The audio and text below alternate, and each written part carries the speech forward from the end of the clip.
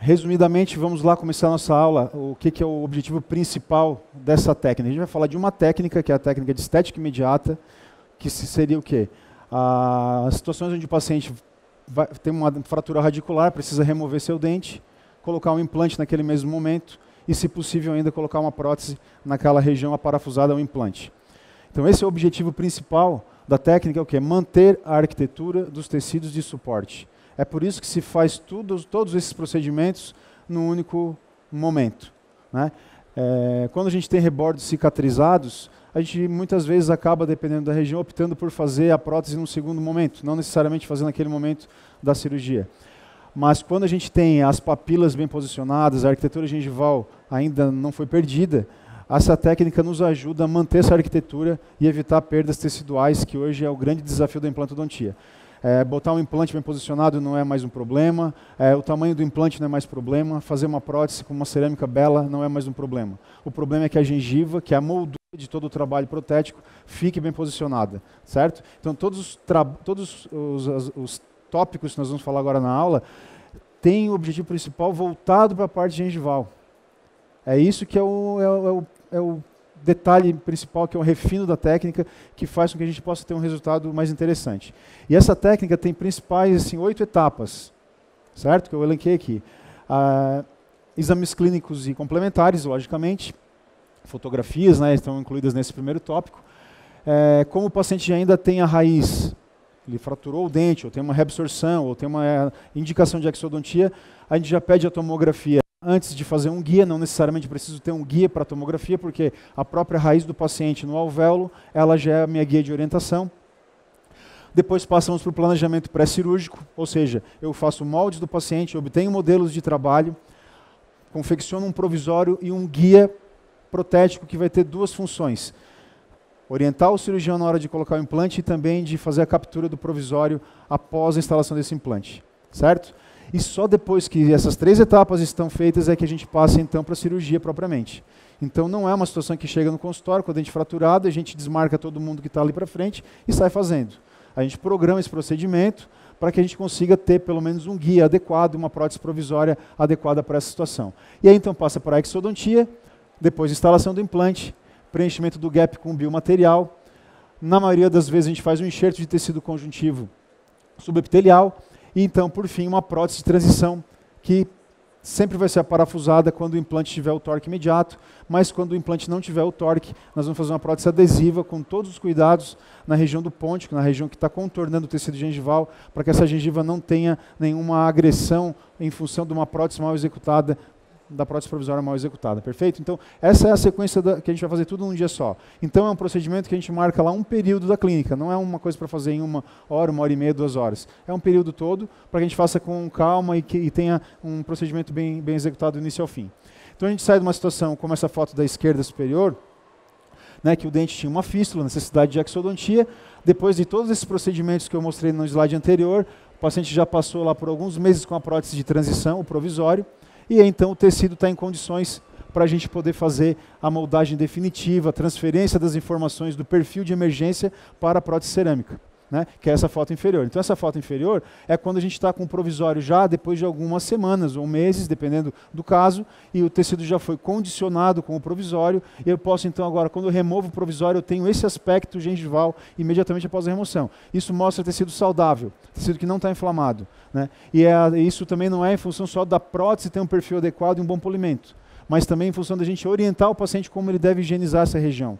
Muitas vezes eles têm medo de passar um fio dental que entra um pouco mais no tecido, e a gente tem que ensiná-los a fazer isso, que na prótese sobre implante é diferente a forma de higienizar a prótese. Perfeito? Então, como é que começa um caso quando a gente vai fazer o planejamento protético? Eu já fiz todos os exames, a gente já fez a tomografia e definiu que aquele dente precisa ser removido. Nesse caso, o dente 21 precisa ser removido. A menina já tinha feito endodontias, retratamentos mais de uma vez, estava com fístula e dor persistente que não conseguiu ser resolvido com a endodontia e uma reabsorção radicular associada. Então a indicação foi remover o dente 21.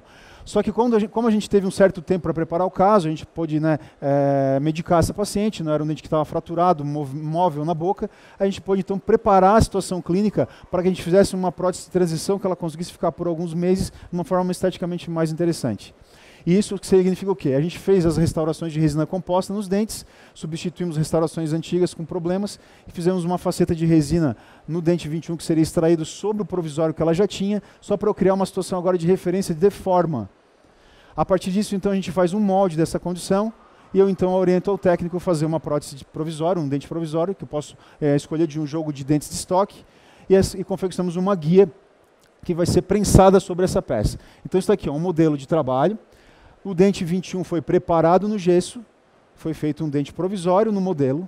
Sobre esse modelo com o provisório foi prensado uma placa de acetato de 1 milímetro de espessura. Então tem uma placa que não é tão rígida, mas que não é tão flexível quanto a de clareamento. Então ela precisa ter uma certa rigidez. A de 1 milímetro de acetato ela é interessante para isso. Outro detalhe, essa placa ela é recortada no contorno gengival que eu preciso, que eu desejo. Quando eu tenho alinhamento gengival perfeito, esse contorno gengival, então já é referência, eu não preciso modificar na guia.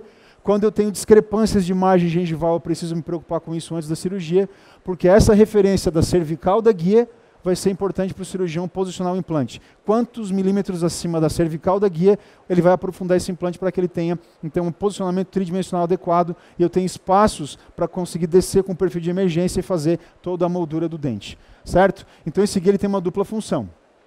A primeira função, ele é usado na instalação do implante. Então, com o guia posicionado, ele tem uma perfuração na área palatina. A nossa tentativa sempre é que essa coroa seja aparafusada. Muitas vezes, por alguns motivos anatômicos, limitações anatômicas do caso, nós precisamos inclinar um pouco esse implante, ele tem uma emergência um pouco mais incisal, e aí a prótese vai ser cimentada. Mas a provisória que a gente vai fazer no implante vai ser sempre aparafusada, e aí a prótese cimentada vai ser personalizada depois. Então o implante é posicionado e depois do implante posicionado a guia é usada para fazer a captura do componente, ou seja, eu encaixo a provisória dentro da guia, eu coloco um pouco de resina acrílica no componente que está parafusado ao implante, levo essa guia em posição e ela já me deixou o dente na posição perfeita que eu planejei no modelo. Então eu não tenho que ficar equilibrando esse dente na hora, que me traz um certo transtorno ali, uma dificuldade, e eu acabo às vezes errando a posição, deixando o dente um pouco torto, ou um pouco apical, ou um pouco incisal. Então a gente já deixa na posição ideal. E ali é o resultado da cirurgia, né, imediata, e aqui após 3 ou 4 semanas da cirurgia. Né, o resultado do tecido cicatriza bem, quando a gente mantém, né, respeita os tecidos, tanto do ponto de vista cirúrgico, quanto do ponto de vista protético. Ok? Então esse é um resumo de como que a gente faz as guias. Quem quiser ler um pouco mais desse trabalho, foi publicado na JPD de 2013, está aí a referência, se quiserem fazer uma foto do artigo, está lá toda a sequência, como é que é feito esse guia, para vocês também poderem usar nos casos de vocês. Tá bom? Tá, pessoal, então quando a gente está trabalhando com esse tipo de procedimento, que a ideia é extrair um dente, instalar um implante imediatamente, já confeccionar um provisório em cima para a gente manter todo esse contorno, o primeiro passo importante começa na exodontia. Então a forma da gente pensar a exodontia hoje mudou completamente. Não é mais simplesmente tirar de qualquer jeito um dente do alvéolo. Eu tenho uma responsabilidade muito grande na hora da exodontia, porque eu não posso fraturar nada. E a tábua óssea vestibular é muito fina. A tábua óssea vestibular ela tem uma espessura de menos, né, em média, tem menos de 1 milímetro de espessura. Então, se eu vou trabalhar numa região anterior, já sabendo que a tábua óssea vestibular é muito fina, esse trabalho do Alessandro Januário mostrou isso para a gente, eu tenho uma chance muito grande de fraturar essa tábua óssea vestibular. Então, se eu for tirar o dente de qualquer jeito, não me preocupar na hora da exodontia, não ter cuidado na hora da exodontia, eu posso fraturar essa tábua óssea vestibular. E se essa região já é uma região que a gente tem muita responsabilidade, porque tem um envolvimento estético muito grande, se eu tirar esse dente de qualquer jeito e fraturar essa tábua óssea vestibular, eu estou prejudicando o meu trabalho. Ou seja, vai ser mais difícil de eu conseguir um resultado estético adequado. Então eu vou fazer todo um procedimento, vou ter todo um cuidado para remover esse dente. Essa que é a ideia. Então por isso que a gente tem que pensar um pouquinho diferente na hora da exodontia. Não importa a ferramenta. Tá, eu vou mostrar uma ferramenta aqui, que é um extrator, um Benix, mas não importa a ferramenta que eu vou utilizar. O importante que eu tenho que ter na minha cabeça é que eu vou tirar o dente do alvéolo, se eu vou usar broca, se eu vou usar forceps, alavanca, ou um extrator de Benix, não importa. O importa é que eu preciso tirar o dente do alvéolo, cada um vai usar a ferramenta que se adapta melhor, mas eu preciso tirar esse dente do alvéolo sem fraturar nada. Quando eu consigo isso, o meu caminho já fica um pouco mais simples. Apesar desse tipo de procedimento ser um dos procedimentos mais complexos na implantodontia, porque eu estou trabalhando em área estética. Então, quando eu faço um grande enxerto na região posterior de mandíbula, claro que é um procedimento complexo, mas ele me tira menos o sono quando eu tenho que fazer uma cirurgia dessa num paciente jovem, de 20 e poucos anos, que perdeu o incisivo central. Porque a minha responsabilidade, nesse caso, é muito maior. Porque eu tenho que devolver um dente para esse paciente, que ele tem uma vida social adequada, tem a função adequada. Então, por isso que a gente vai passar para vocês todos esses passos para a gente conseguir ter um resultado razoável. Essa que é a nossa ideia, né? Então, quando eu tenho um dente que precisa ser removido, eu já tenho que pensar a forma que eu vou trabalhar. E isso passa lá pelo protesista. Então, o início é exatamente aquilo que o Luiz já mostrou para vocês. Ele tem que fazer todo um planejamento, preparar provisório, deixar tudo pronto para a cirurgia, né? Então, o paciente está com esse dente com 11, com necessidade de exodontia, tem uma reabsorção externa, tem um resto radicular. A gente tem um volume gengival mantido, então a gente vai fazer alguns procedimentos para manter tudo isso. Essa que é a ideia. Então, nesse caso aqui, a gente utilizou um Benix, que é um extrator, né? Tem lá na Welfare, facilita a nossa vida, mas não é um instrumental necessário, ou que eu não posso usar de outra forma. Então, ele facilita, né, indispensável, ele facilita a minha vida, mas não é indispensável. O mais importante é eu ter a consciência que eu tenho que tirar esse dente do alvéolo sem fraturar nada, né? Isso aqui é nada mais que um saca-rolha, como se fosse um saca-rolha, né, que está tirando essa raiz. Então, só para vocês entenderem um pouquinho como é que isso funciona, a gente amplia o conduto, instala um parafuso ali como se fosse um saca-rolha e traciona tudo isso. A vantagem é que a força que a gente faz com esse aparelho é uma força bem vertical. Então, assim, facilita na remoção dessa raiz. Ou seja, a chance de eu fraturar a tábua óssea vestibular diminui. Então, essa que é a ideia, né? Então, a gente coloca esse parafusinho dentro da raiz. Esse é o apoio nesses dentes, né? E a gente vai rodando uma chavezinha que tem na ponta desse extrator, ele vai tracionando esse cabo de aço e aí a gente consegue sacar a raiz. Então, isso facilita, tá? Não é imprescindível, mas facilita bastante. Ou seja, fica mais rápida a minha cirurgia, facilita o meu trabalho. Tá? Quem vende isso é a Welfare, né? Esse é um aparelho importado. Quem tiver interesse, eles estão com stand aí. Então, assim, é um instrumento que facilita bastante. Não é fundamental, mas facilita bastante.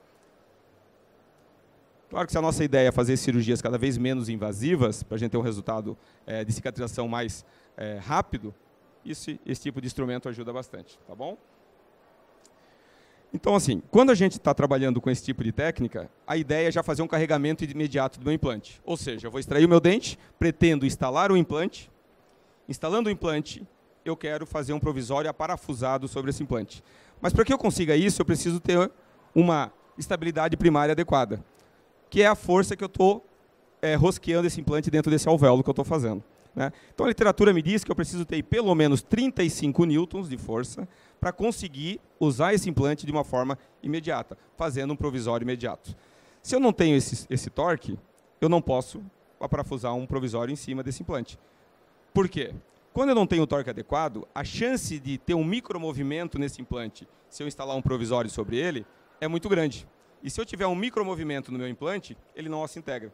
Então, a maior causa de não osso-integrar implante é micromovimentos. Então, se eu instalar um provisório em cima dele e tiver um pequeno micromovimento, ele não vai osso-integrar.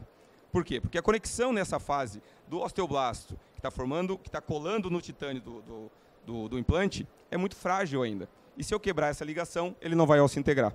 Então, se eu tiver 35 newtons, eu tenho, pela literatura, uma tranquilidade para a gente conseguir fazer uma estética imediata com um provisório já imediato aparafusado. Tá bom? Então, esse é o nosso limite. Ah, professor, eu não consegui 35, eu consegui 34. Tudo bem. 33. Vá. 32. Aí a gente já começa a lidar com a sorte, né? Então, tem que ter um número. Claro que tem casos, e eu já vi muita gente me perguntando, mas eu fiz um caso com 25 newtons e deu certo. Eu fiz um com 20 e deu certo. O problema de fazer um fora da literatura é que daí eu tenho que lidar com a sorte. E eu não quero lidar com a sorte, até porque eu sou bem azarado. Toda vez que eu fiz isso, eu me ferrei. Eu perdi. né? Então, um caso ou outro pode dar certo, mas eu tenho que usar a literatura justamente para eu ter uma base de trabalho. Essa que é a ideia, tá bom? Aí, claro, se o meu objetivo é ter um torque de 35 newtons, eu vou escolher um implante que facilite a minha vida, ou seja, facilita a possibilidade de eu conseguir esse torque. Então, a gente vai escolher um desenho de implante que eu tenho uma chance maior de conseguir estabilidade primária, porque esse é o meu objetivo nessa técnica. Então, se eu tenho um objetivo, que é conseguir 35 newtons, o modelo, o tipo de implante, o desenho do implante que eu vou escolher, vai ser um implante cônico.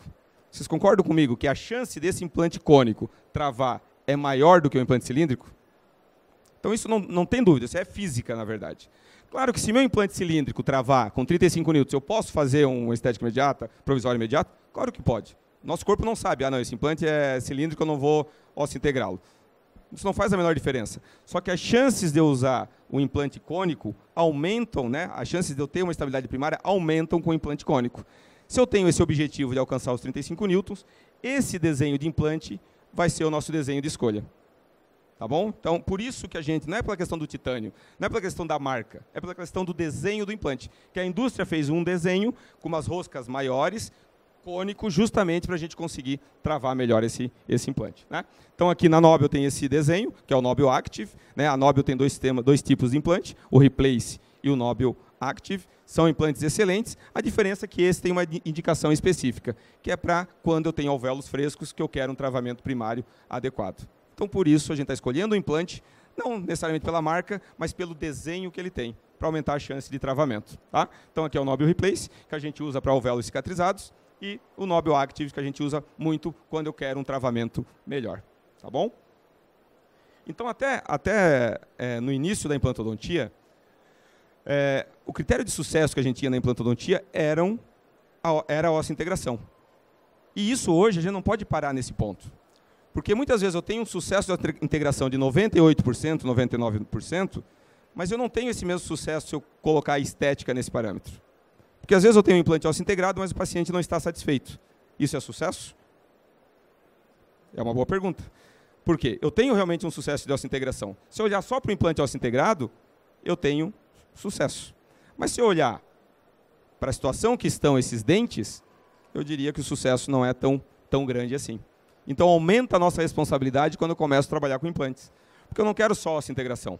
Tinha uma época da implantodontia que era isso. A gente ficava rezando para o implante osso-integrar. Hoje, só osso-integração não é o mais importante. Claro que é um fato. Eu preciso da osso-integração para ter um bom resultado, né? Eu preciso da osso-integração para ter isso.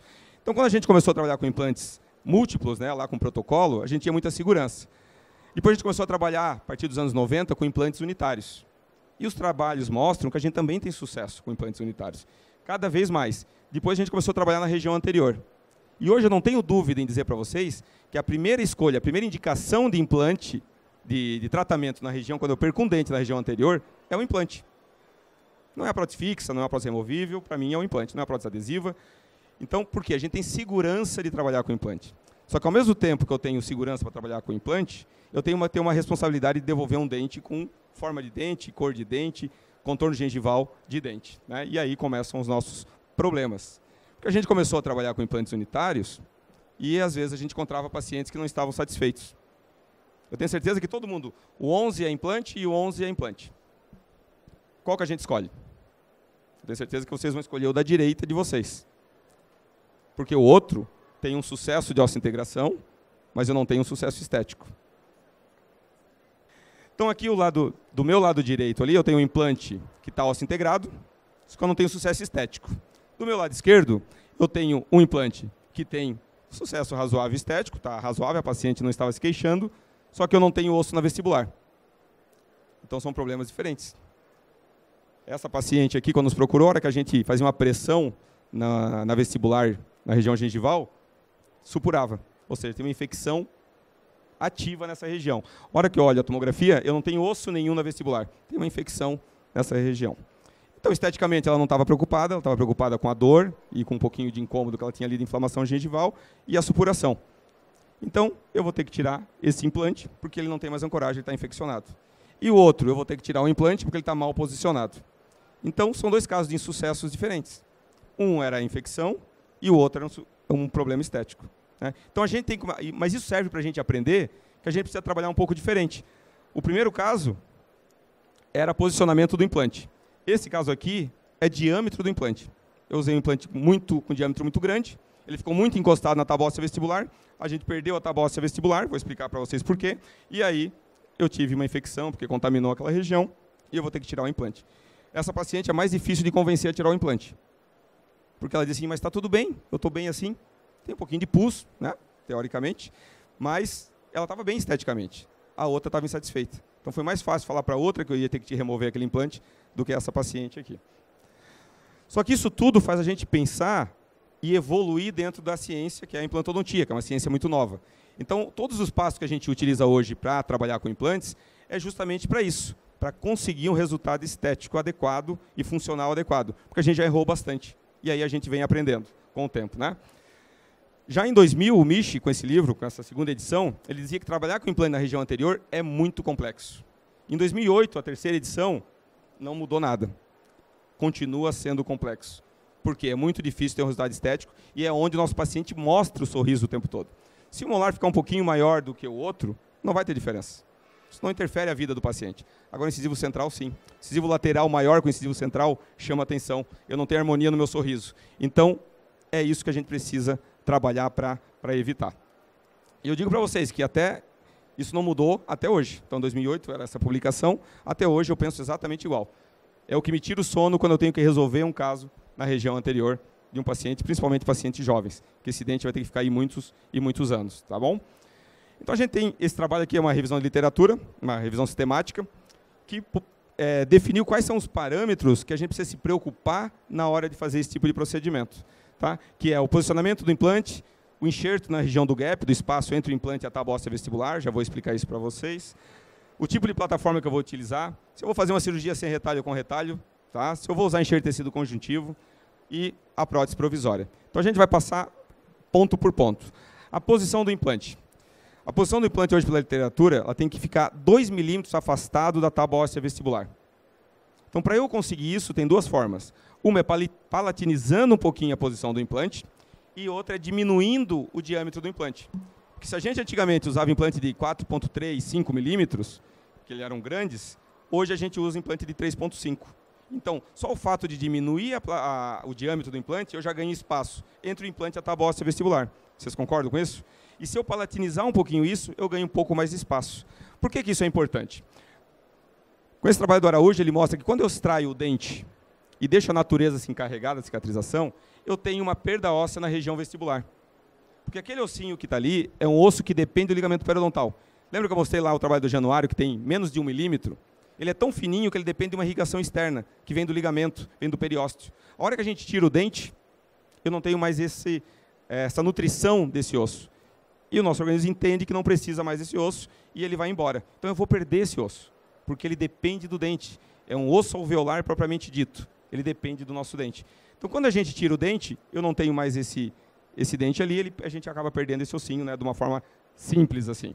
Então, o que a gente pensava lá atrás? Que se a gente instalasse um implante encostadinho na tábua óssea vestibular e tivesse estímulo nesse implante, isso seria o suficiente para ter um estímulo ósseo e manter a renovação óssea, né, e o osso se manteria em posição. Só que esse trabalho do Araújo mostra que não. Se eu instalar um implante bem encostadinho na tábua óssea vestibular, eu vou perder esse osso de qualquer jeito. E foi isso que aconteceu com aquela paciente que eu mostrei para vocês. Era um implante de um diâmetro grande, bem encostado na tábua óssea vestibular, e eu perdi ao longo dos anos esse osso completamente, né? Então, o implante não é suficiente para isso. E aí sim, a gente começa a pensar um pouquinho diferente. Então, a ciência funciona assim. Então, se eu não posso encostar, vamos deixar um espaço e preencher aquele espaço com algum material. E é isso que foi feito aqui. Nesse caso aqui, foi encostado, perdeu o osso, e nesse caso da minha direita, a gente foi deixado um espaço de 2 milímetros e preenchido com biomaterial. Pode ser um biomaterial, não importa a marca, nesse caso aqui foi o Bios Collagen, mas pode ser osso autógeno, em partícula, mas o fato é, eu preciso deixar esse espaço e preencher com biomaterial. Porque aquele ossinho eu vou perder de qualquer jeito, só que quando eu perder esse osso, eu já tenho um osso novo se formando, e esse osso vai se manter a longo prazo, esse osso se mantendo, eu não vou ter recessão gengival. E aí eu vou ter uma chance maior de estética. Essa que é a nossa ideia, tá? Outro ponto é a plataforma do implante, tem que ser uma plataforma reduzida. A literatura me diz que a plataforma reduzida, quando ela é menor do que o implante, eu tenho uma estabilização desse osso, então eu não vou perder osso por salserização a longo prazo, e eu não quero perder osso ao redor do meu implante. Porque toda vez que eu perco osso, ou na vestibular ou na interproximal, eu vou perder tecido gengival, eu vou perder papila, ou vou ter uma recessão gengival. Tá bom? Esse ponto da cirurgia com retalho ou sem retalho, isso para mim não faz muita diferença. Claro que hoje a gente tem uma tendência para não mexer nessa harmonia gengival, não fazer rebatimento de retalho. Só que aqui vem um ponto, eu gosto principalmente no CIOSP, gosto de falar sobre isso, porque quem ainda não tem muita experiência, e se for fazer uma cirurgia sem retalho, tem uma chance de dar errado. Porque para fazer uma cirurgia sem retalho, ela é muito mais difícil. Fazer uma cirurgia sem enxergar o que está acontecendo. Então, eu penso que quem não tem muita experiência não deve fazer uma cirurgia sem retalho. Tem que abrir e enxergar o que está fazendo. Por quê? A ideia de fazer uma cirurgia sem retalho é fazer uma cirurgia pouco invasiva. Se eu não sei bem o que eu estou fazendo, eu não tenho experiência suficiente, eu faço uma cirurgia sem abrir o retalho, e ela não dá certo. Eu tenho que operar de novo o paciente. Na minha visão, isso é mais invasivo do que abrir um retalho. Porque operar 2 vezes o paciente é mais invasivo do que operar uma vez só. Então, quem está começando tem que ter um pouquinho de calma, tem que ganhar mais experiência até conseguir fazer uma cirurgia sem retalho. Tá? A literatura mostra que a diferença é discutível. Tem uma cicatrização um pouco mais rápida, eu não mexo naquele contorno gengival que eu tenho, mas depende muito da mão de quem está fazendo. Tá bom? E o enxerto de tecido conjuntivo, que é mudar o biotipo gengival do paciente. Vocês lembram daquele caso que eu mostrei um pouquinho atrás, que uma teve recessão e a outra não? A paciente que não teve recessão, ela perdeu todo o osso vestibular, mas ela não teve recessão gengival. É porque é uma paciente com tanta sorte que ela tinha uma espessura gengival tão grande que ela conseguia se manter mesmo sem o osso na região vestibular. Diferente do outro caso, que o implante estava um pouco vestibularizado, o tecido era fino e teve recessão gengival. Então, por essa lógica, se eu tenho uma espessura gengival boa, um biotipo gengival bem espesso, e eu tenho estabilidade gengival, é isso que eu quero para meus pacientes que têm implante. Então, toda vez que a gente está fazendo esse tipo de tratamento, quase sempre a gente usa o enxerto de tecido conjuntivo para mudar o biotipo gengival. Quando ele é espesso, teoricamente, a gente não precisa fazer. Hoje eu estou até repensando um pouquinho isso, eu estou fazendo em quase 100% dos casos. Mas se ele é fino, ou eu tenho dúvida se é fino ou espesso, eu sempre vou fazer. Pensando exatamente nessa lógica de manutenção do tecido gengival. Tá? E por último, um provisório. Tá? O provisório ele tem que ser feito de uma forma que ele não pressione o tecido gengival. Ele só mantém o tecido gengival em posição. Essa que é a ideia do provisório, a responsabilidade do protesista a hora que está fazendo o provisório. Esse é um tipo de procedimento que o cirurgião e o protesista têm que estar trabalhando juntos. Eles têm que ter a mesma filosofia de trabalho. Porque não adianta o protesista ter essa filosofia de trabalho e o cirurgião não. E o contrário também é verdadeiro. Então, a gente precisa trabalhar juntos. A gente precisa planejar juntos. Essa que é a ideia. Tá? Então, só para fazer um resumo antes da gente ir para os casos clínicos, eu preciso extrair esse dente, eu vou fazer a exodontia, fazer um passo a passo para vocês, viram como é rápido e fácil, a gente tira um dente, no computador é uma maravilha, tudo é fácil, computador, Facebook, Instagram, tudo é 100%. Tirando esse dente, eu quero manter a tábua óssea vestibular, essa que é a ideia. Porque mesmo que eu vá perder essa tábua óssea vestibular, eu sei que eu vou perdê-la daqui a algum tempo. Ela, nesse momento, ela vai servir como se fosse uma barreira, uma membrana, para segurar o enxerto que eu vou instalar naquela região, o biomaterial, o osso autógeno, do que for. Então, é importante que eu mantenha a tábua óssea vestibular. Mantendo isso, a gente vai fazer a instalação do implante. Olha como é importante eu ter um implante com bom travamento, um implante cônico com roscas agressivas. Porque como eu tenho um alvéolo, eu não vou ter osso ao redor de todo o meu implante nesse momento. Uma boa parte do meu implante vai ficar fora do osso. Vai ficar no espaço vazio, que é o espaço do alvéolo, que não vai servir para a estabilidade primária. Então, a nossa estabilidade primária vai ser lá no ápice do alvéolo, após o ápice do dente. Então, eu tenho que ter um implante que trava bem, justamente porque ele vai ficar preso só lá pelo ápice. Então, o risco piora. O risco de eu não conseguir uma estabilidade primária é maior. Então, por isso que a gente escolhe um desenho de implante que nos facilite a vida. Conseguindo estabilidade primária, a gente segue o nosso planejamento. Vamos fazer um preenchimento desse espaço com biomaterial, Vamos fazer um enxerto de tecido conjuntivo para mudar o biotipo gengival, de fino, médio para espesso, e vamos fazer um provisório. Não necessariamente nessa ordem. Tá? Qual que é a ordem correta? Eu extraio o dente, instalo o implante. Consegui estabilidade nesse implante, o protesista entra para confeccionar o provisório. pegou, fez a captura do provisório, ele sai do campo cirúrgico, enquanto ele está dando acabamento, preenchimento, dando contorno adequado para esse provisório, o cirurgião volta para a cirurgia, faz o preenchimento com biomaterial, tira o enxerto tecido conjuntivo e faz a instalação do enxerto tecido conjuntivo. Na hora que isso tudo está pronto, o provisório já está sendo finalizado e a gente aparafusa esse provisório. Pode, mas dá muito mais trabalho. Dá mais trabalho, tá? Se a literatura me diz que eu tenho um bom resultado com biomaterial, eu não submeto meu paciente a enxerto autógeno, tá? E olha que eu era um cara muito teimoso quanto a isso. Eu só gostava de osso autógeno. Só que eu não posso ser teimoso ao ponto de discutir com a literatura. Se a literatura está me dizendo que eu tenho um biomaterial que resolve esse problema, eu não vejo por que não usar. E é muito mais fácil eu tirar um osso da gaveta do que eu tirar o osso do paciente. Tem situações que a gente mistura, mas para preservação alveolar ou preenchimento de gap, o biomaterial serve e serve muito bem. Tá? E se eu for usar osso autógeno, ele não pode ser raspado. Ele tem que ser particulado. Porque a raspinha ele é muito fininho e eu acabo perdendo ele a longo tempo. Tá? Tem até um trabalho do Maurício Araújo que mostra isso, que ele compara o biomaterial com o osso autógeno. O biomaterial foi melhor. Só que foi melhor porque o osso autógeno que ele colocou era raspinha de osso. Ele é muito molinho e acabou se perdendo. Se ele tivesse usado osso particulado, com a mesma gramatura do biomaterial, ele teria funcionado também. Tá? Mas o biomaterial funciona bem nessa situação. Bom, gente, agora a gente vai começar então a ilustrar essa técnica com casos clínicos, tá? Para ficar uma coisa mais palatável aí. E revisando alguns tópicos à medida que vão aparecendo as imagens aí, ou alguns vídeos também desse procedimento, tá? Então esse caso aí, vejam, o rapaz é aluno da universidade lá de Florianópolis, 22 anos, 23 anos, estava na fase de final de curso e apresentava essa situação clínica, vejam, dentes escurecidos, porém praticamente sem nenhuma restauração. Esse é um caso que eu tenho referência protética ou não? Sim, eu tenho referência protética. A forma está perfeita, eu não preciso fazer nada. Eu não preciso facetar os dentes todos do paciente. Apesar de que isso está sendo hoje uma técnica amplamente divulgada, que talvez aí os mais jovens achem que a odontologia seja fazer isso, e não é.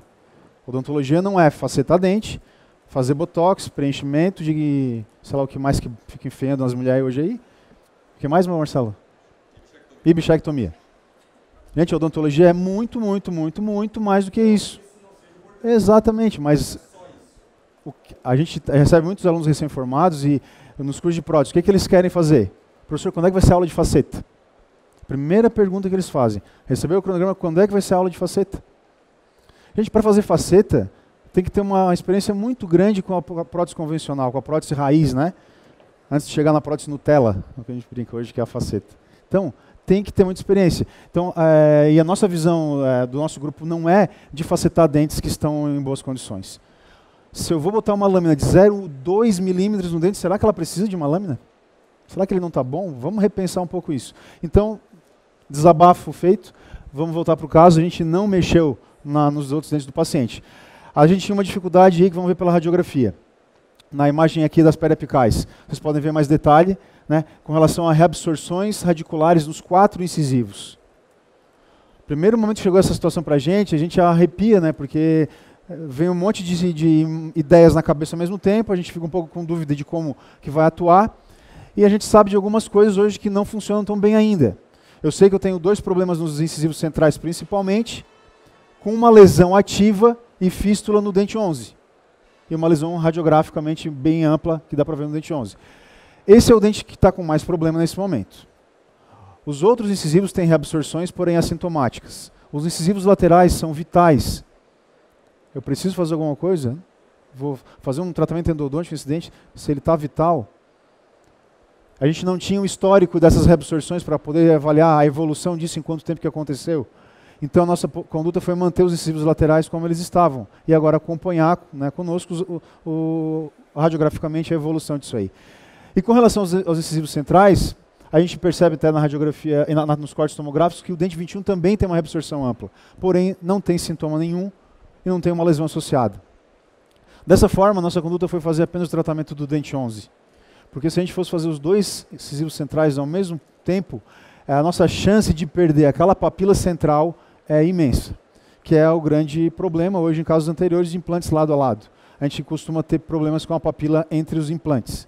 Então, sempre que a gente puder evitar botar implantes lado a lado, ainda tem sido a nossa conduta, mas as coisas vêm mudando, os implantes estão cada vez mais estreitos, a gente tem técnicas regenerativas cada vez melhores, pode ser que em pouco tempo a gente mude de ideia com relação a isso e passe a fazer também implantes lado a lado quando necessário. Mas quando a gente teve a opção de aguardar um pouco mais esse caso, a gente acabou mexendo só no dente 11. E aí eu começo a preparação protética da mesma maneira que o outro caso que eu mostrei. Modelo inicial, aqui a gente já tinha então uma forma anatômica adequada. Então eu simplesmente peço para o meu técnico, copia essa forma, antes de preparar o dente no modelo e desgastar o dente que vai ser removido, e para a confecção da provisória, ele já copiou essa forma e vai fazer uma prótese provisória para a gente, com um formato muito parecido com o que o paciente tem. Qual é o detalhe desse caso especificamente? De antemão, nós já decidimos que a gente não colocaria o implante. Então, se eu já sei que eu não vou colocar o implante, eu já tenho que preocupar com uma prótese que vai ser adesivada aos dentes vizinhos. E aí, então, a gente já pediu para o nosso técnico fazer uma prótese que tivesse uma extensão metálica, que apoiasse pela palatina dos dentes vizinhos, para a gente poder fixar esse dente de uma forma um pouco mais segura e mais duradoura. Porque quem faz prótese sabe que a pior prótese que tem para fazer é uma prótese adesiva. Né? Vive soltando, vive o paciente te ligando toda hora, todo dia e final de semana para você recolar um dente que solta. Então a gente evita nessas situações. Tá? E agora o Marcelo vai mostrar a parte protética, a parte cirúrgica, para a gente depois voltar para a parte protética. E o importante nesse caso, vocês viram que é um caso que a gente não colocou implante. Né? Então nós enganamos vocês. Vocês vieram aqui para aprender a colocar implante em região de alvéolo e o primeiro caso não tem implante. Por que esse caso está aqui? Justamente para mostrar para vocês que a nossa preocupação com a estética independente do implante. Ela é independente do implante. Eu tenho que ter o mesmo cuidado com o meu contorno gengival se eu for por implante ou não por implante. Porque esse caso, como eu tinha uma lesão gigante, eu não tinha ancoragem para o meu implante. Então eu não tenho como pôr implante nesse momento. Tá, mas eu não tenho como pôr implante nesse momento, então eu deixo a natureza se encarregar? Eu deixo a natureza perder aquele ossinho que eu tenho lá na frente? Não, nós vamos fazer um procedimento, que é chamado de preservação alveolar, com esse objetivo, que a gente mantenha esse contorno gengival, mantenha um volume ósseo, para eu ter estética lá na frente. Ou seja, eu estou facilitando a minha vida futura, extraindo um dente e fazendo um procedimento, teoricamente, até simples, nesse momento. Tá? Então, a exodontia aqui, eu não usei aquele extrator, então, assim, por isso que não é uma regra, essas ferramentas estão aí para a gente utilizá-las. Mas não importa a ferramenta, o importante é eu tirar o dente do alvéolo sem fraturar. Né? Então aqui a gente tirou com fórceps delicados, instrumentos mais delicados, que são lâminas de microcirurgia, assim, desmótomos, mas o importante é eu tirar o dente do alvéolo sem fraturar nada. Tá? Tirando o dente do alvéolo, eu vou fazer esse procedimento simples, que é uma preservação alveolar. O que é isso? Eu vou preencher o meu alvéolo com um biomaterial, para ele não perder, nesse momento, aquele ossinho, e eu ter uma depressão vestibular.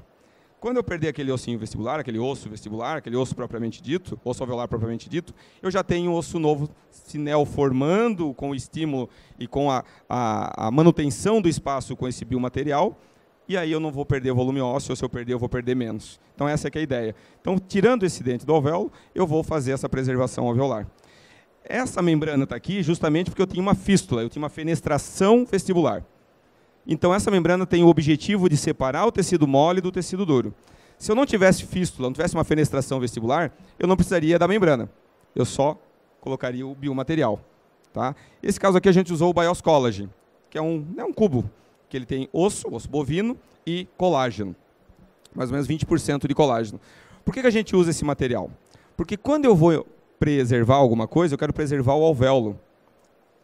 Aquela região da lesão periapical que eu tinha, aquela lesão gigante, eu não preciso botar meu material lá para cima. Porque eu curetando bem aquela lesão e formando e tendo sangue lá dentro, vai formar osso, não tem outra escolha. Então eu não preciso colocar biomaterial lá para dentro. Então eu gosto desse tipo de material, por favor, desculpa, desse tipo de material, porque eu consigo, como ele é um quadradinho, eu consigo adequá-lo e ele fica só no alvéolo. Se eu usar um material particulado, um grânulo, pó, ele vai entrar, eu vou encher tudo aquilo com biomaterial. E mesmo que eu use muito biomaterial, eu prefiro o osso do paciente do que biomaterial. Então, onde eu não preciso colocar biomaterial, eu não coloco. Não tem essa necessidade. Então, lá em cima ficou sangue e vai formar osso. E no alvéolo ficou esse biomaterial para manter a espessura desse tecido. Tá? Porque só quem gosta de usar muito biomaterial é o dono da empresa, que eles vão ganhar mais dinheiro com isso. Então eu vou usar o necessário, eu não preciso usar em excesso, tá bom?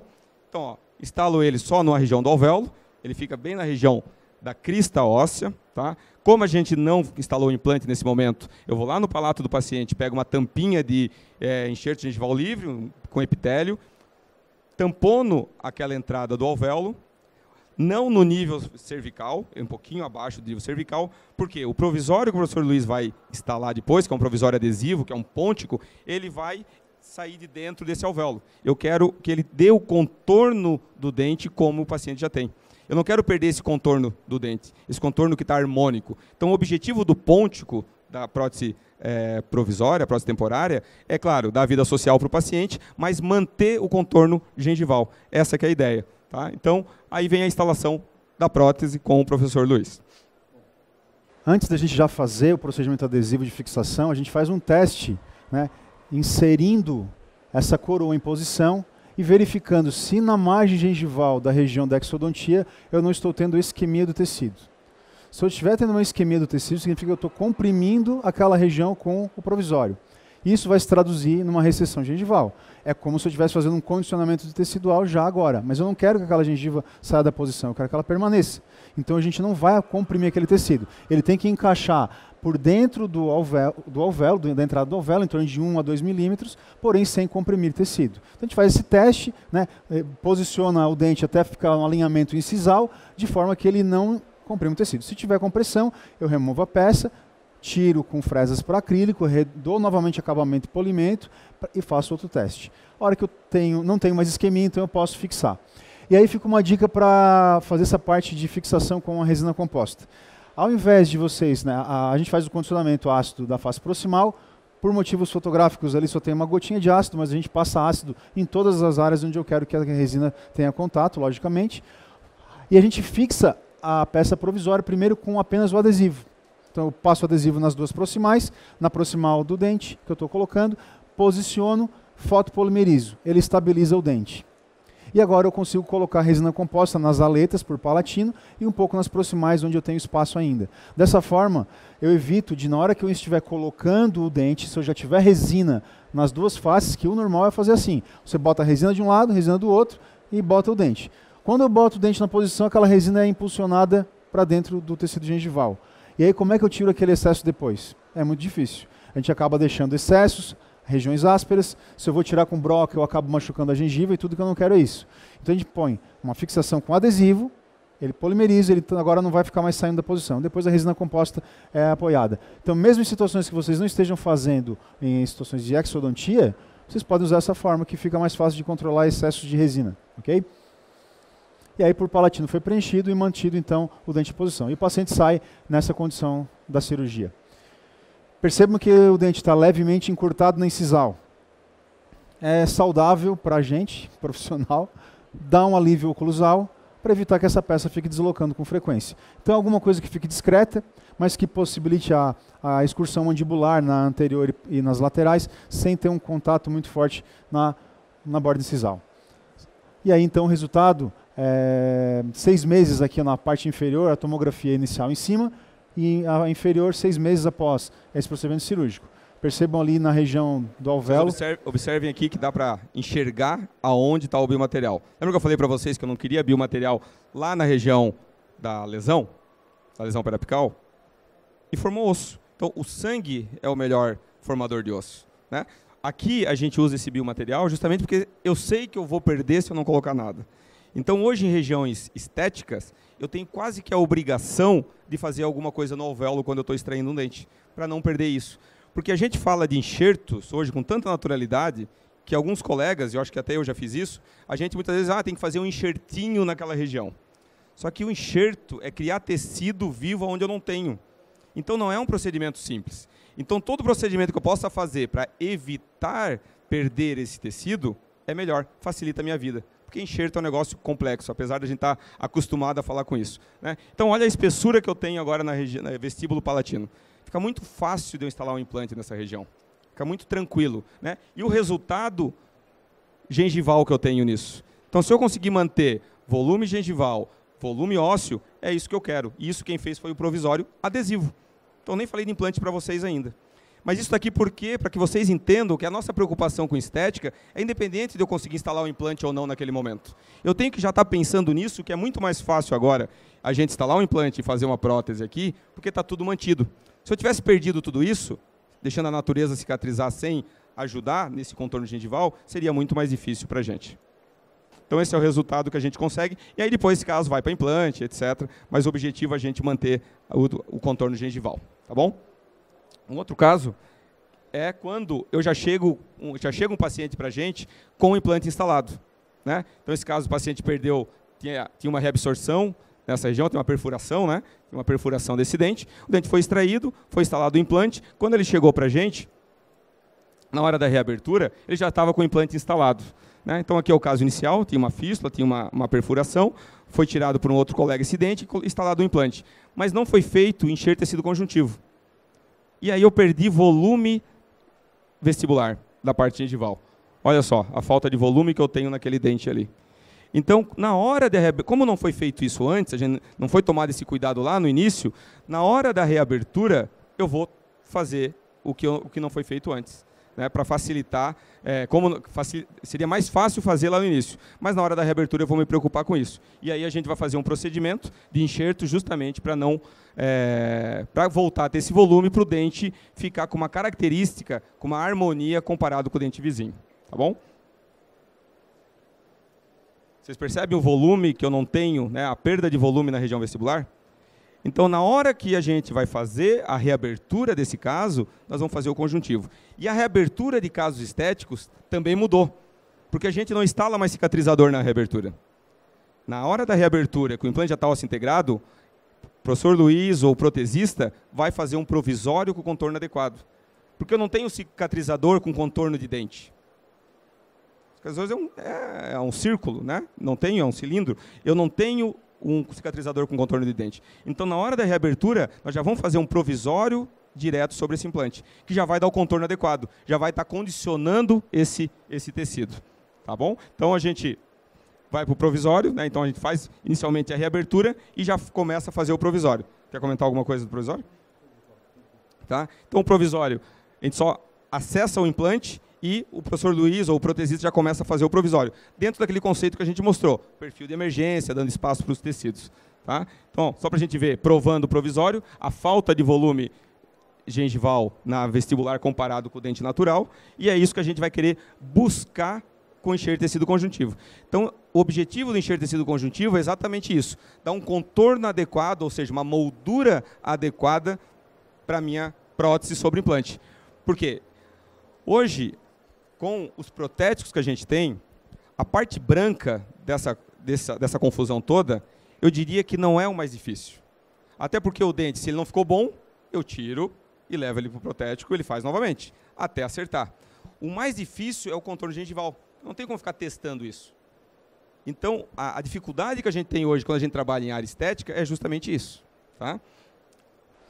Então vejam ali, ó, o que eu estou fazendo? Fazendo uma diminuição do perfil do cilindro de titânio.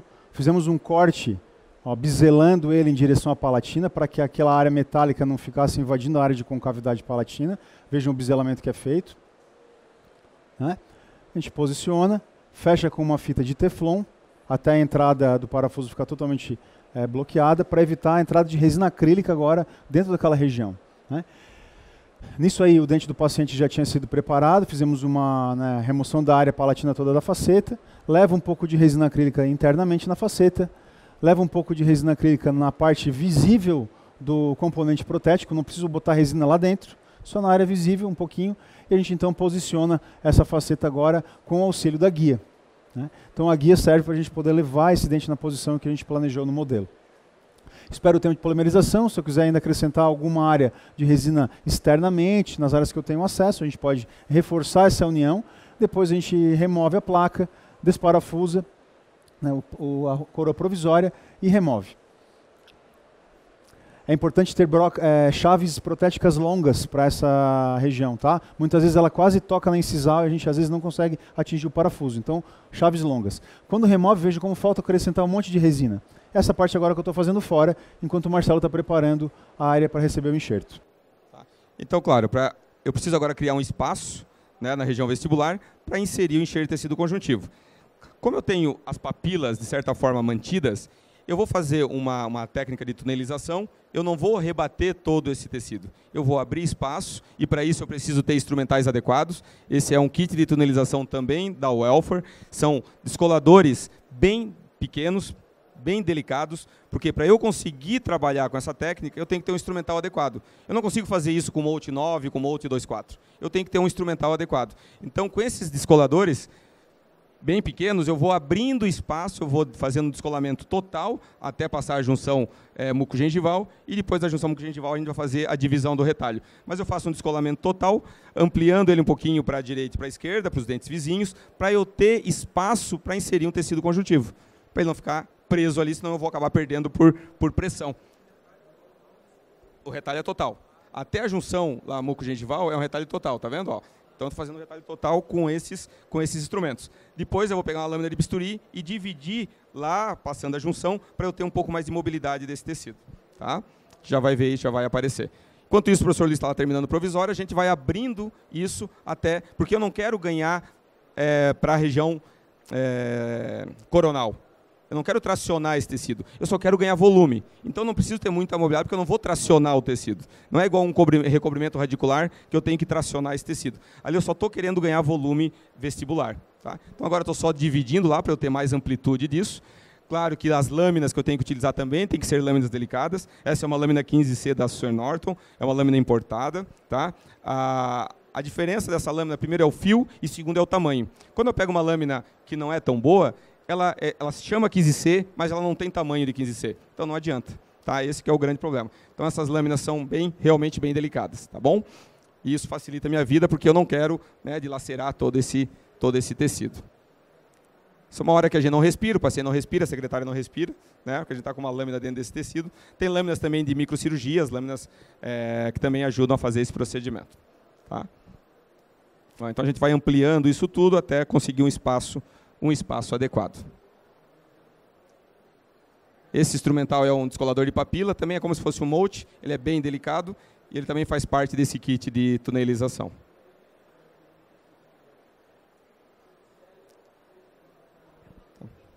Kit de tunelização, de túnel, tá? Tunelização. Está lá na Welfer. Tá? Então, assim, claro, como é um túnel, eu preciso comunicar, né? A cervical com a cervical do implante. Tá vendo? Então passa de um lado para o outro, agora eu tenho espaço. E aí, claro, a gente vai remover um enxerto de tecido conjuntivo, né? Não vem ao caso aqui. Enquanto isso, o Luiz já está provando o provisório, né? Vejam ali, ó.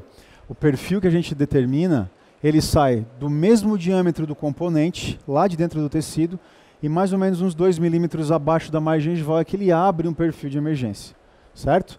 Resina acrílica, que foi usado nesse caso, porque o paciente já tinha um dente com resina acrílica. Quando o dente é de resina acrílica, eu prefiro usar resina acrílica. Quando o dente é o próprio paciente, que eu pude aproveitar a coroa, aí a gente faz esse preenchimento com resina composta. Certo? Uma resina acrílica show de bola para usar nesses casos aí, são as resinas acrílicas da GC, que chama Unifast Thread. Unifast Thread. Eles estão com a promoção lá na Dental Cremer, de você compra, eles vendem pó e líquido separado, você está comprando pó e ganha um líquido, essa é a promoção do congresso aí. Então vale a pena, ela tem uma cor única, uma cor entre a 2 a 3, você consegue usar aí para a maioria dos casos, porque você está colocando a resina mais para dentro do perfil de emergência. Vantagens dela, ela tem um polimento excelente e ela é de polimerização rápida, você não espera muito tempo ela polimerizar enquanto ele está com o paciente durante a cirurgia. Então, para um procedimento cirúrgico, um reembasamento pequeno de uma coroa sobre o dente, ela é uma resina muito boa de trabalhar. Vocês estão vendo ali a falta de volume? Agora o provisório em posição, eu não enxergo a gengiva vestibular. Ou seja, está faltando volume na região vestibular. Então o provisório agora já está pronto. Então o que falta agora é inserir o enxerto de tecido conjuntivo e aparafusar o provisório. Tá? Vocês perceberam que o provisório é fino, principalmente na região vestibular? Por quê? Ele tem que ser fino para eu ter espaço para o tecido conjuntivo. Senão ele vai empurrar esse tecido conjuntivo para frente e eu vou acabar perdendo esse tecido.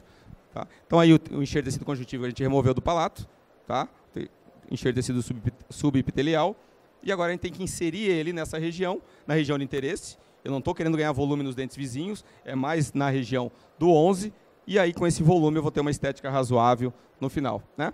Então a técnica, a gente entra com fio de sutura pela vestibular, eu vou pescar aquele sashimizinho lá, aquele enxerto de tecido conjuntivo, e vou inserindo ele lentamente dentro desse espaço que eu criei, né, para esse tecido. Tá bom? Isso demora, na verdade, eu tenho que ter cuidado, porque eu não quero romper minhas papilas, né? Então a gente vai com certo cuidado. Eu não preciso usar fio reabsorvível nessa técnica, porque o nó vai ficar fora do tecido, então eu posso usar um nylon, eu gosto de usar o Resolon, que é um fio que também é o Elfor traz, que é um fio de monofilamento, que é um fio bem interessante, ele tem um pouquinho de elasticidade, né? Então a gente vai inserindo esse enxerto tecido conjuntivo, vai usando a sutura para estabilizar.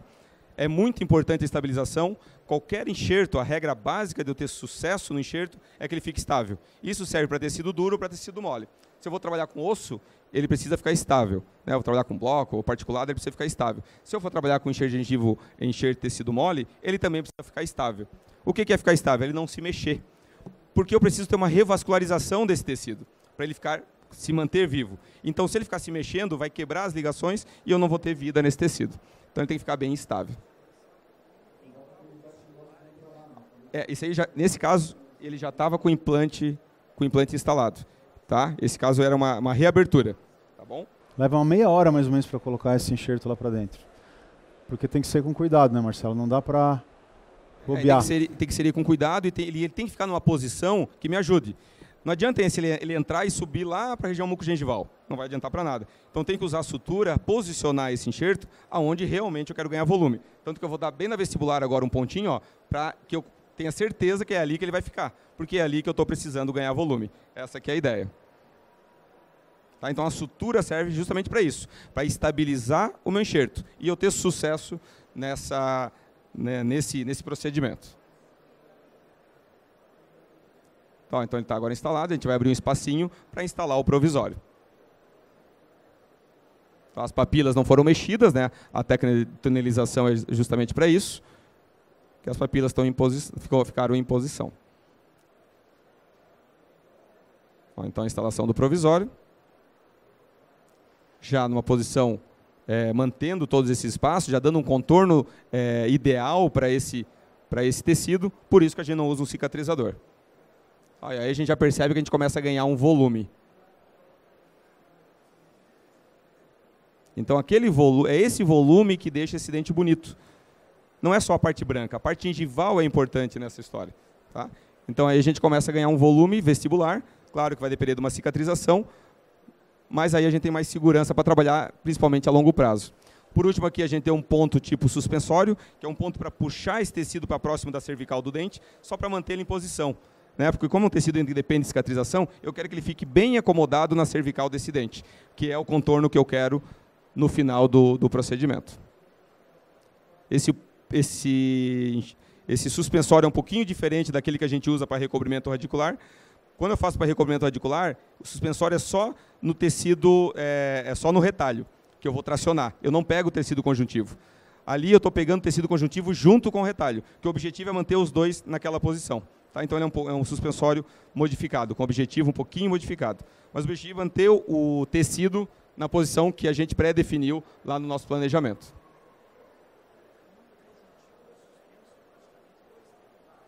Ele é fixado pelas extremidades e tem esse ponto bem na vestibular e mais o suspensório para manter ele preso, para ele ficar bem estável. Tá vendo que a gente já ganha um pouco de volume? E agora é só fechar. Uma coisa importante, prótese temporária sobre implante tem que ser sempre, e olha que é difícil a gente falar sempre na área da saúde, sempre aparafusada, na nossa filosofia de trabalho. Eu não quero cimento nesse momento. Pô, estou fazendo enxerto de tecido conjuntivo. Se eu tiver um excesso de cimento, eu tenho uma chance grande de infecção, inflamação e perder tudo isso. Depois, a prótese final, definitiva, é ao gosto do freguês. Quem gosta de prótese cimentada faz, quem gosta de prótese parafusada faz. Mas a prótese temporária, eu não vejo cabimento utilizar cimento. Então ela tem que ser sempre aparafusada. Mesmo que o parafuso saia na vestibular, saia na incisal, faz uma restauração para fechar isso tudo. Tá? Porque é isso que a gente quer. Com isso a gente consegue ganhar, a gente diminui os riscos de insucesso, porque eu não tenho cimento. Né? Então aqui só para demonstrar o enxerto, né? Ó, o volume que a gente conseguiu nessa cirurgia, tá bom? Pós-operatório de 15 dias, e aí depois de 3 meses, né? Que aí vai começar a preparar para a prótese definitiva. Bom, gente, essa é uma parte, talvez, dentro da prótese sobre implante, eu acho que é a mais difícil de fazer. que é a gente manipular o tecido com o provisório. Tá? A situação ideal para uma prótese sobre implante seria essa aí. Eu ter excesso de gengiva na coroa que eu estou fazendo a coroa do implante. Então eu tenho a possibilidade de agora, com a provisória, empurrar esse tecido lentamente para o lugar, equilibrando com o dente que eu estou copiando. Né? Quando a gente não tem essa condição, a gente vai tentar cirurgicamente ganhar esse volume, ou essa altura gengival, ou eventualmente, dependendo da situação, até fazer um nivelamento gengival dos dentes vizinhos para conseguir uma harmonia estética de margens gengivais. Né? Mas assim, a situação era mais favorável. Para a gente não precisar mexer em mais nenhum dente, fizemos apenas o trabalho nesse incisivo central. E o condicionamento levou em torno de 3 meses para ser executado. Né? Algumas publicações vocês vão ver de colegas que fazem esse condicionamento no modelo de gesso, molda o caso com a gengiva com excesso no gesso, ele tira o excesso de gengiva, constrói o dente e instala isso de uma única vez. Na nossa opinião, dependendo da condição, da quantidade que você está pressionando de uma única vez, isso pode se tornar perigoso, você pode levar até uma necrose tecidual por excesso de compressão. Então a gente prefere fazer em algumas situações, como nessa aqui, aos poucos. Então vamos olhar lá como é que seria um esquema de fazer esse condicionamento. Eu copiando a linha preta do dente referência. A linha azul sobre o implante é onde eu quero chegar com a provisória. Nas duas fotos dos dentes do lado esquerdo, eu tenho a condição inicial. Ou seja, olhem o volume de dente que eu tenho. Então, uma forma de fazer esse condicionamento é eu colocar sobre o dente e sobre a gengiva do paciente um pouco de resina acrílica até a altura que eu quero. O que eu faço primeiro? Antes de fazer isso, eu vou desparafusar a coroa, vou asperizar a área que eu quero que tenha a união da nova camada de resina, reposiciono o dente. Aí então, eu vou acrescentar um pouco de resina acrílica sobre a linha cervical, inclusive passando pela gengiva, até chegar do contorno do outro dente que eu estou copiando. Vejam agora na foto do meio, tanto na lateral quanto na frontal, que eu tenho agora um degrau bem acentuado, quase 90 graus de degrau. Ou seja, toda aquela área, na área do ângulo ali que se formou de 90 graus, ela está por cima da gengiva. Então eu não vou conseguir fazer toda essa condição de uma única vez. É muita quantidade de condicionamento. Então o que a gente fez agora na terceira linha de fotos aqui? Ó? A gente fez um arredondamento da cervical no dente e um preenchimento da curva entre a cervical e o corpo do implante para ganhar um pouco mais de volume ali interno. Então eu fiz uma correção fora da boca. Agora, né, uma foi na boca, preenchendo por cima da gengiva, tiramos. Verificamos como que fica esse ângulo. Se ele ficou muito acentuado, eu suavizo o ângulo do dente, acrescento um pouco no ângulo de transição do componente para a cervical. E aí então a gente instala a prótese. E muitas vezes, nessa única vez, não é suficiente para o condicionamento ser executado como um todo, uma única sessão. Então esse foi imediatamente após o primeiro preenchimento. Né? A gengiva está isquêmica, perceba que acontece isso, é o que a gente quer, que a gente empurre o tecido agora, vai isquemiar. O interessante é que isso não ultrapassa em torno de 5 a 10 minutos de isquemia. Após esse período, essa isquemia deve sumir, você deve ter o tecido rosado novamente, para evitar então uma necrose. Perfeito? Se tiver compressão do tecido de isquemia após 10 minutos, então remova o provisório, remova um pouco da resina que você acrescentou, dê acabamento e polimento e devolva o dente na posição. E assim você vai controlando. Isso visualmente é como a gente consegue controlar. 45 dias após, eu já tinha feito mais uma sessão de condicionamento, vejam que já está quase na altura certa. De quanto tempo que eu posso fazer esse condicionamento? Eu diria que em torno de 7 a 10 dias você já pode fazer um novo acréscimo. É um período tranquilo, menos que uma semana, 10 dias, você vai, acho que, sobrecarregar o tecido. Tá? Então, em torno de 10 dias entre uma sessão de condicionamento e outra. Perceba como é importante a emergência do implante ou na concavidade palatina, que vai me dar a possibilidade de uma prótese definitiva parafusada, mas apesar de estar na palatina, ela não está avançando na área palatina. Eu não vou ter aquele volume que o paciente às vezes queixa, meu dente ficou mais para dentro, eu passo a língua, eu tenho um volume de dente para fora em relação ao outro dente vizinho. Então eu tenho que deixar numa emergência palatina, porém sem avançar na área palatina gengival. Dessa forma fica mais confortável para o paciente.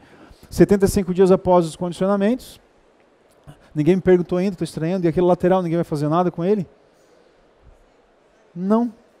Ele não quer fazer, ele é esposo de uma dentista que nos encaminhou o caso, chegou, perguntei o que te incomoda no teu sorriso, tem mais alguma coisa? Não, eu quero só mexer nesse dente. Perguntei mais um pouco, achando que ele ia falar do lateral, Aí eu perguntei, tá, e tem certeza que esse teu lateral tu não quer mexer nada, está satisfeito? Porque o planejamento modifica um pouco agora no final. Eu posso sugerir para ele até uma ortodontia corretiva, eu posso sugerir um preparo para colocar uma lâmina, mas vejam quanto desgaste eu teria que fazer para conseguir realinhar esse dente no arco. Então esse planejamento é conversado com o paciente, né? E claro, sempre respeitando a vontade dele, e nesse caso ele estava super satisfeito com o seu incisivo lateral levemente escurecido, e a gente manteve isso assim. 75 dias após o condicionamento, e o tecido então está pronto para moldagem. Vejam como a prótese de transição, inclusive o dente escurecido, tem baixa fluorescência. Tá? Essa imagem serve para a gente comunicar com o técnico como é que é a fluorescência que ele deve colocar na cerâmica, porque isso ajuda a gente a deixar o dente com uma característica mais natural, também especialmente quando está submetido a ambientes com esse tipo de luz ultravioleta. E essa é aquela foto lá do começo da aula, que quando a gente tira o provisório depois do condicionamento feito, a gente tem essa característica tecidual. Então isso me diz que eu estou no caminho certo, que o tecido está cicatrizado, não tem sangramento, a espessura toda que foi obtida na face vestibular da coroa, né, ou do implante, né, mantendo esse tecido espesso, o que vai nos propiciar talvez uma segurança maior de estabilidade tecidual a longo prazo, ao contrário do que se eu tivesse um tecido fino. Então a gente prepara a coroa e encaminha para o técnico fazer, que é a coroa cerâmica, com uma infraestrutura de zircônia, aplicação de cerâmica feldspática sobre ela. Certo? Esse é o caso concluído. Então, para poder ilustrar para vocês um pouco de como é que agora escolhe a cerâmica, eu vou falar brevemente sobre a escolha desses materiais, tá? Vou acelerar um pouquinho, mas para vocês terem um pouco de todos os processos cerâmicos que a gente existe hoje para trabalhar e de quais são as cerâmicas que a gente escolhe para essa condição aí. Então, o caso inicial.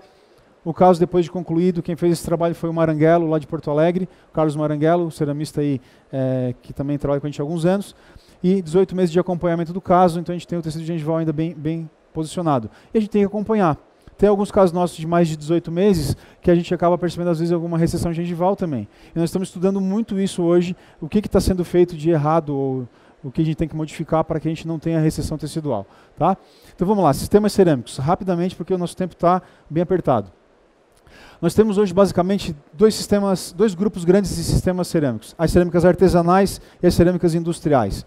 Cerâmicas artesanais são as cerâmicas que a gente depende muito da influência do técnico, da mão do técnico. São elas: porcelanas feldspáticas, cerâmicas infiltradas e cerâmicas injetadas.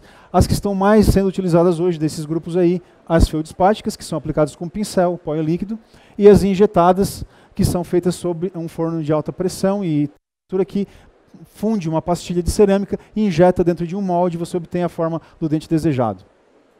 Então está aqui, a porcelana feldspática sendo aplicada com um pincel sobre um coping e aqui na parte inferior as pastilhas de cerâmicas para serem injetadas, certo?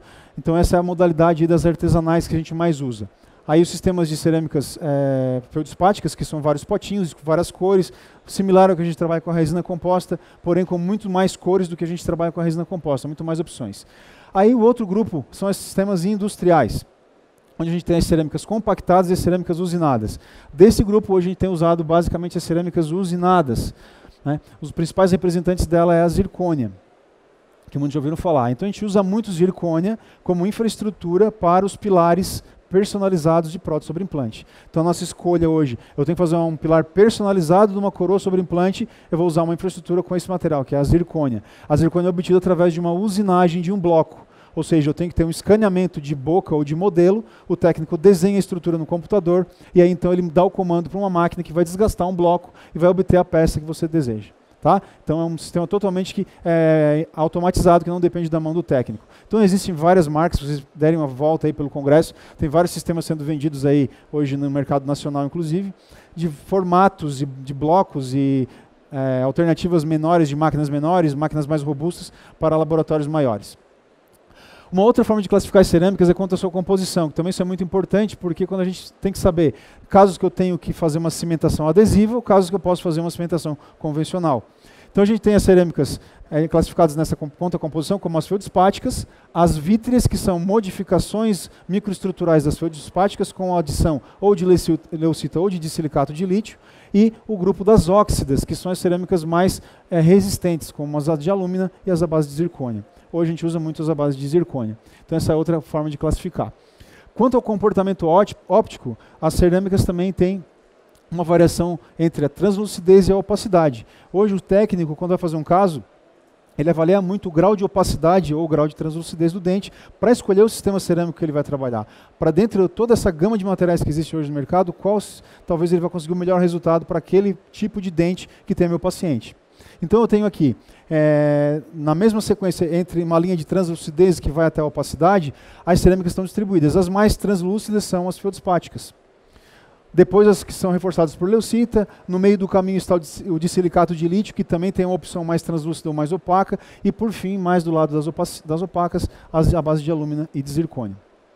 É uma outra forma de classificação. Então, com relação à translucidez e opacidade, né, eu vou ter uma cerâmica que vai trabalhar nesse range aí de luz, e isso também tem influência em função de quantidade de sílica que tem dentro do material. Quanto mais sílica eu tenho na cerâmica, mais translúcida ela vai ser, e isso também tem um outro ponto importante, que é a possibilidade de eu fazer um condicionamento ácido desse material para poder fazer uma cimentação adesiva, né, uma união química entre cerâmica e cimento resinoso. Então, quanto mais sílica na composição, a flecha apontando lá para o lado do ácido sensível, ou seja, a cerâmica que eu posso botar um ácido e ela vai ser condicionada, e eu posso então infiltrar um silano, um sistema adesivo e um cimento resinoso, ela vai ter uma união química com a estrutura dental. Quanto menos sílica, eu vou ter as cerâmicas ácido resistentes, onde o ácido fluorídrico não tenha nenhum efeito na microestrutura do material. Então eu tenho que usar outros artifícios se eu quiser cimentar essa coroa com cimento resinoso, ou então eu posso usar então, um cimento convencional para fazer a cimentação de uma zircônia, dependendo do caso clínico. Com relação à aplicação clínica, a gente tem outra classificação. Eu posso usar as cerâmicas como material de cobertura. Por exemplo, sobre uma infraestrutura, eu tenho um metal, eu posso usar uma cerâmica feldspática como cobertura do metal. Eu tenho uma zircônia, eu posso usar uma cerâmica feldspática como cobertura da zircônia. Da mesma forma, a leucita. Eu posso usar os materiais de forma monolítica. O que significa isso? Toda a coroa vai ser feita de uma única cerâmica. Seja ela feldspática, a base de leucita, de zircônia ou de silicato de lítio. Certo? E que aí a questão de detalhes de cor é feita através de maquiagens externas da coroa, e não com detalhes de cor de outra aplicação sobre ela, uma outra cobertura. E a gente pode usar o material apenas como infraestrutura, como os de silicato de lítio e a zircônia. Então vocês vejam que os materiais, eles oscilam às vezes em mais de uma possibilidade. Eu posso usar ele tanto como infraestrutura como cobertura em algumas condições. Então aqui para exemplificar com imagens de dentes aplicados. Então eu tenho ali na foto da esquerda um pilar que vai ser instalado sobre implante, sobre ele uma infraestrutura de zircônia, que foi feita através de sistemas CAD/CAM, vai ser cimentada sobre esse metal para depois parafusar tudo junto no implante. Sobre aquela base menos polida, da parte mais coronal do dente, a gente aplica uma porcelana feldspática. Então eu ganho aí a resistência da zircônia com a beleza da porcelana feldspática. Então essa é uma aplicação da feldspática. Usando o material à base de leucita, uma cerâmica modificada à base de leucita como cobertura. Então eu posso ter uma infraestrutura de zircônia, vejo na foto lá da esquerda, onde eu desenhei aquela estrutura no computador, pelos blocos de usinagem a peça foi obtida, e o técnico então trabalha essa estrutura dando anatomia de suporte para a cerâmica de cobertura. Sobre a estrutura de zircônia foi feito um enceramento da forma final do dente desejado. Isso vai ser feito no processo de inclusão, aquela cera é perdida, dentro da inclusão fica o espaço vazio e a cerâmica é injetada sobre a zircônia. Então aqui nessa foto da direita, o que eu tenho? Dois sistemas cerâmicos na mesma prótese. Infraestrutura de zircônia, cobertura de leucita. Eu posso usar a leucita de forma monolítica, ou seja, o dente inteiro é feito de um único material e depois vai ser maquiado. Então, como vocês verem nas tabelas de laboratório, o IMEX maquiado, por exemplo, é isso. O dente inteiro é uma cor única, monocromático, e o pincel vai dar depois com as tintas para a cerâmica, os stents, vai dar os detalhes de cor. Então, eu tenho o enceramento diagnóstico do caso inicial, o caso ele havia sido preparado para coroas, depois de moldados, os dentes foram encerados, feito em processo de inclusão, escolheu a pastilha que vai ser injetada, e aí as pastilhas todas que foram injetadas. Então eu tenho o dente inteiro de um único material.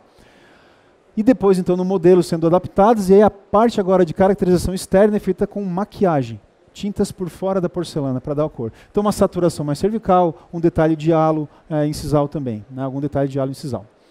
Uma outra aplicação da zircônia agora é de forma monolítica, ou seja, eu tenho lá uma situação inicial na esquerda, onde a gente tinha próteses metalocerâmicas antigas, na parte de canino a molar e de canino a molar do outro lado. E a gente optou por fazer, nesse caso, uma estrutura com zircônia sem nenhuma aplicação de porcelana feldspática. Então a gente tem aqui o dente inteiro de zircônia, só com maquiagem. É uma possibilidade atual do mercado.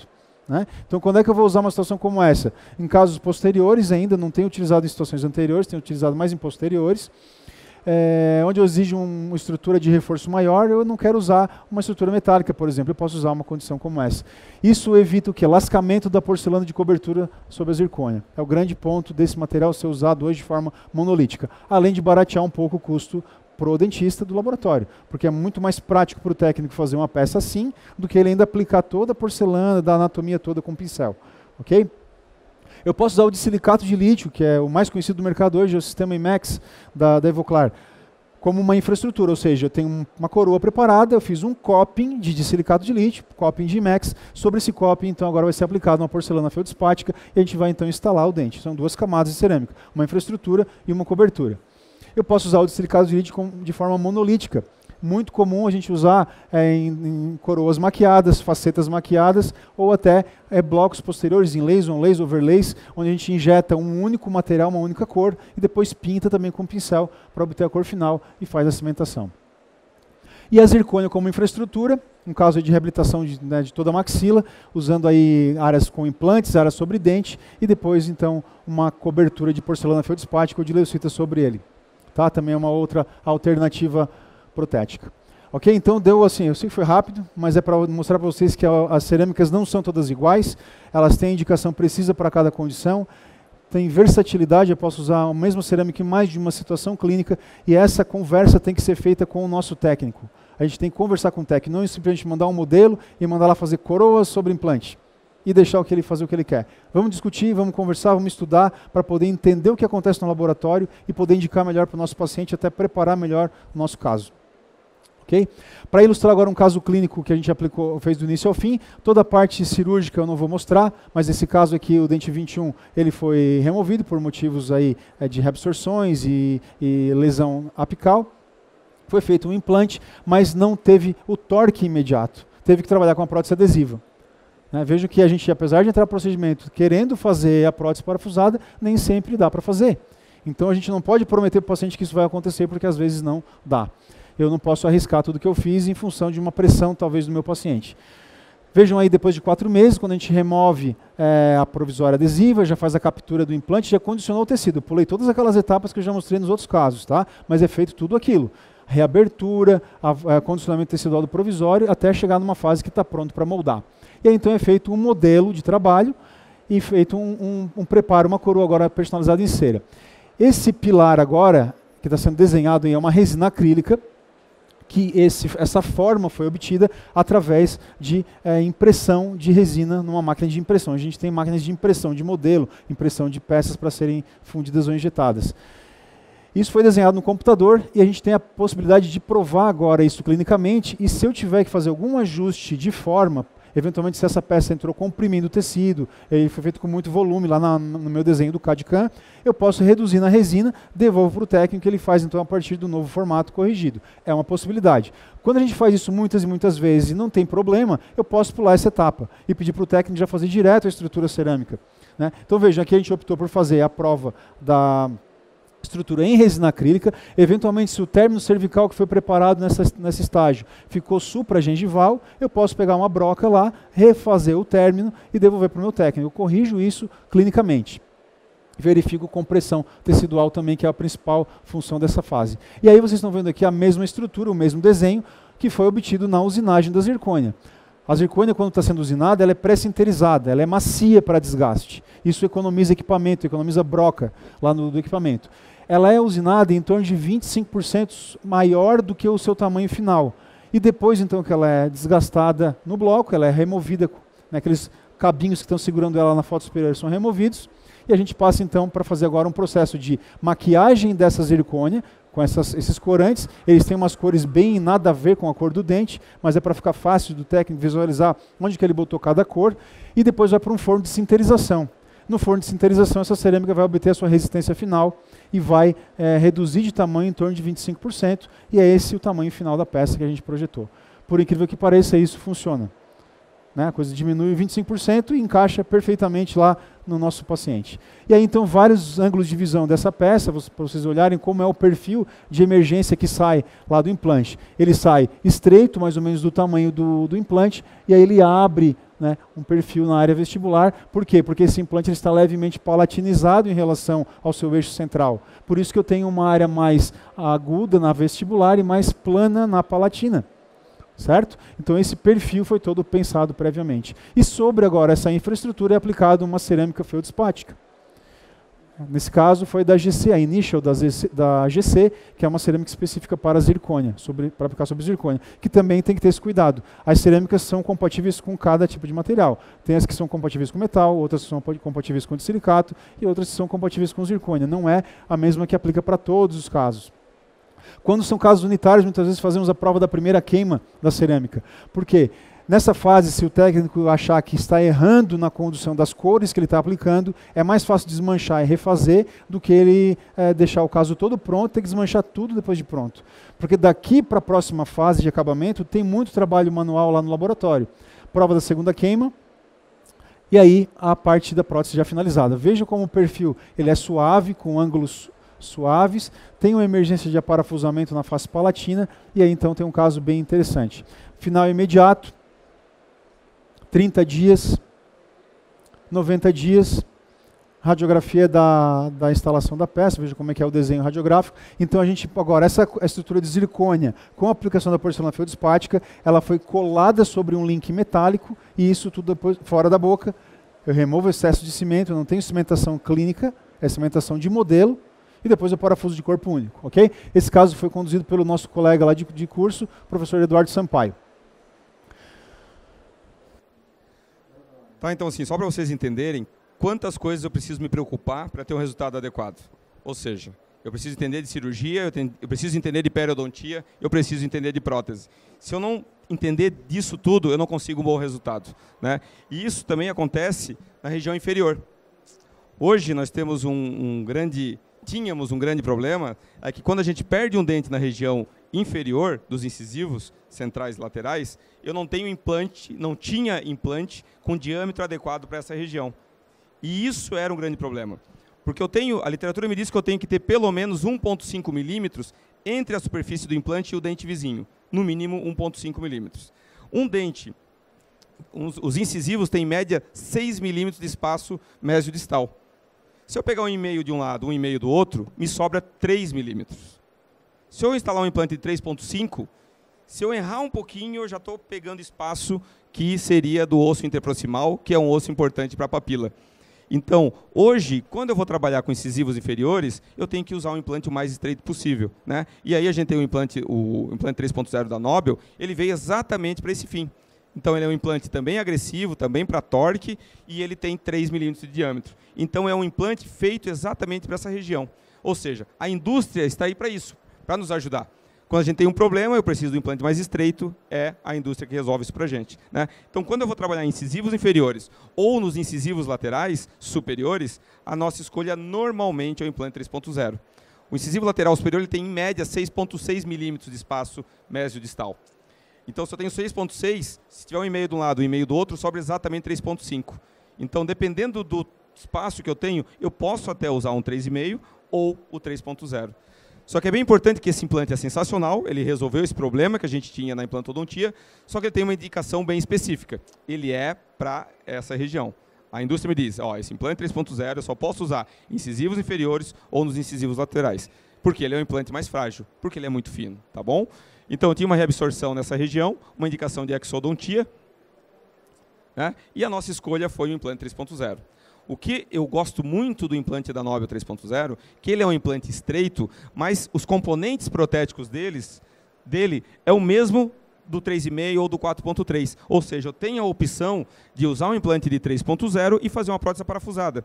Alguns outros sistemas que também são bons e também resolvem esse problema, também tem um diâmetro estreito, só que eu não consigo fazer uma prótese parafusada. E isso é um problema, pelo menos na nossa filosofia de trabalho. Então, por isso que para essa região, esse é o nosso implante de escolha, tá bom? Então, vamos ver um vídeo mais completo, do início até a confecção do provisório, passando por todos esses passos, né? Que a gente realmente precisa extrair um dente, com o mesmo conceito, independente se é na região inferior ou superior, né? Não quebrar o osso vestibular, não fraturar o osso vestibular, cuidado com os tecidos, né? Eu estou usando uma lâmina aí da Surgistar, que é uma lâmina de microcirurgia. Claro, quanto menos invasivo, quanto mais cuidado eu quero com o meu tecido, mais delicado tem que ser meu instrumento, né? A gente está removendo o dente com um fórceps, também delicado, se é que isso é possível, né? Um fórceps delicado, mas ele é menorzinho, eu consigo trabalhar de uma forma com mais cuidado, né? Para na hora da remoção desse dente. Então, né, com sindesmotos, a gente vai tirando com cuidado até eu conseguir tirar o dente do alvéolo sem quebrar nada, com cuidado, né? Então, tá vendo? Nesse caso, a gente está usando um fórceps. Também a ideia não é rebater um retalho, não é descolar essas papilas para a gente manter esse tecido em posição. Tá vendo? Então a gente remove o dente. Tirando o dente, nós vamos vir com a nossa plaquinha, que tem a função de servir como um guia cirúrgico. Então aquela plaquinha que o professor Luiz mostrou lá no início, tem duas funções. Uma é como um guia cirúrgico e uma outra para reposicionamento da prótese provisória ou da faceta provisória. Então a gente começa com sistemas, passando as brocas. Claro, como é um implante mais estreito, menos brocas eu vou utilizar, às vezes uso uma ou duas, vai depender da densidade óssea. Tá? Mas vocês vão perceber que a gente vai fazendo a perfuração, tira essa plaquinha guia, vem com a sonda. Eu estou sempre verificando se eu não estou ocasionando uma fenestração vestibular, porque esse osso é um osso muito fininho. Então a gente vai estar sempre verificando isso, porque se tiver uma fenestração, talvez eu tenha que mudar a posição do implante. Tá? Então a gente vai passando as broquinhas, sempre guiado pelo nosso guia cirúrgico. Tá? E aí vocês vão perceber que na hora da instalação desse implante, mesmo sendo um implante de 3.0, ele vai passar arrastando nas papilas, para ver como esse dente é fino. Então eu não posso instalar um implante com diâmetro muito grande, porque senão eu vou perder minha papila ao longo do prazo. Eu vou perder osso interproximal. E aí eu vou ter recessão, vou perder a ponta da minha papila. Né? Então a instalação do implante, os conceitos são os mesmos. Se eu conseguir um torque de 35 newtons, eu já posso instalar um provisório aparafusado nesse implante. Se eu não conseguir, a gente não vai instalar e vai fazer uma prótese adesiva. Essa marquinha ali, ela me diz que eu tenho 3 milímetros até a plataforma do implante. Então, quanto que eu aprofundo esse implante? Normalmente a gente aprofunda no mínimo 4 milímetros da margem cervical. Tá? Por quê? Para eu ter espaço para o componente protético. Então é isso que a gente tem que fazer. Então ali, ó, depois que já estava preparado o cilindro, a gente vai usar o dente do paciente nesse caso. Então a gente fez um corte com disco, eu ok a parte interna lingual.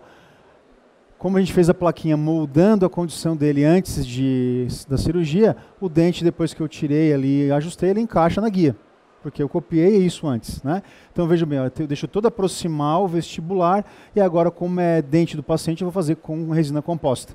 Então condicionamento ácido total, aplicação do sistema adesivo, fotopolimerização, aí lá na boca com resina flow, que é mais prático de levar, posiciona com a plaquinha, né? Vamos remover alguns excessos com pincel e depois polimerizar para poder prender agora essa faceta de dente, que é do próprio paciente, ao componente metálico.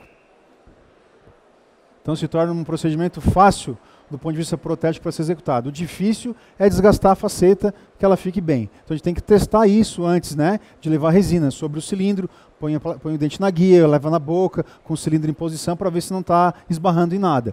E depois então que eu polimerizei, com cuidado a gente remove a plaquinha, porque eu só tenho uma união na parte vestibular do metal do componente, depois vou ter que preencher outras áreas para reforçar essa estrutura. Né? Então a gente remove e vai desparafusar agora. Mais uma vez, reforço, a necessidade de chaves longas é importante. A chave curta esbarra na incisal muitas vezes. Aí com cuidado agora a gente vai remover. E aí toda essa região, ó, até aquela área da cinta cônica do componente eu vou ter que preencher. Todas essas áreas ranhuradas eu vou ter que preencher. Então, mais uma vez, agora eu vou tirar todo aquele sangue, lavar, condicionar de novo, adesivo de novo e aplicar resina, ou flow ou composta convencional. E depois, com as sequências de borrachas abrasivas, feltros, escovas e pastas de polimento, eu vou dar o acabamento de polimento da resina. Até eu ter aquele perfil que vai sair fino lá do implante e abrir levemente na região cervical. Ok?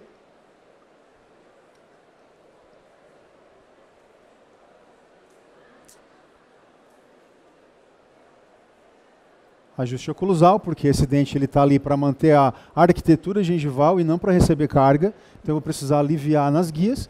E depois, se eu tiver que fazer mais alguma correção, aí vem o acabamento e polimento final. E aí o Marcelo vai trabalhar agora o final da parte cirúrgica. Como o provisório está pronto, a gente vai finalizar a cirurgia. A gente coloca uma tampinha naquele implante, justamente para eu colocar o biomaterial e não entrar osso na rosca do implante e não atrapalhar a inserção do provisório, né? E a gente vai preencher com o biomaterial, aquele espacinho que ficou na vestibular, exatamente igual quando foi na região superior. Tá? Nesse caso, como a gengiva, apesar de ser inferior, ela tinha uma certa espessura, nós não fizemos enxerto de tecido conjuntivo nesse momento. Tá? Então vai preenchendo aquele espaço com o biomaterial, né? O nosso material aí foi também o Bios Collagen. Depois de preenchido, tira a tampinha e aí vem com o provisório, que já está bem polido e instalado. Né? Aqui é importante a gente sempre ter o controle do paciente, porque é uma cirurgia que, pós-operatório, é de certa forma tranquilo, tá? Com analgésico o paciente não tem dor e não tem sutura. Então é bem comum o paciente achar que está tudo bem e ir para comer um sanduíche no dia seguinte. Então a gente precisa estar bem claro para o paciente que o implante não está osso integrado ainda. Apesar de ele já estar com dente, tá, talvez sem dor, não tem sutura, ele precisa esperar o período de osso-integração. Então o paciente tem que estar bem orientado. Como é que a gente faz isso? Chamando o paciente com frequência no consultório, para ele não esquecer disso. Então, 2, 3 dias depois eu chamo o paciente no consultório, na semana seguinte eu chamo o paciente no consultório e vou acompanhando até para precisar fazer alguma higienização para controlar esse paciente. Né? A gente não pode esquecer disso. Tá? Então aí o caso já com provisório, né? Então a gente vai acompanhando. Esse caso... o paciente acabou que ele trabalhava embarcado, né? Não, esse antes é o Luiz, ele vai... Esse paciente aqui. Ele está finalizando o caso da prótese agora, por isso que eu não tenho as fotos da final da prótese. Esse agora é um outro caso, né, em que após... Deixa eu te interromper, Marcelo. Em que após todas aquelas etapas, é um outro paciente.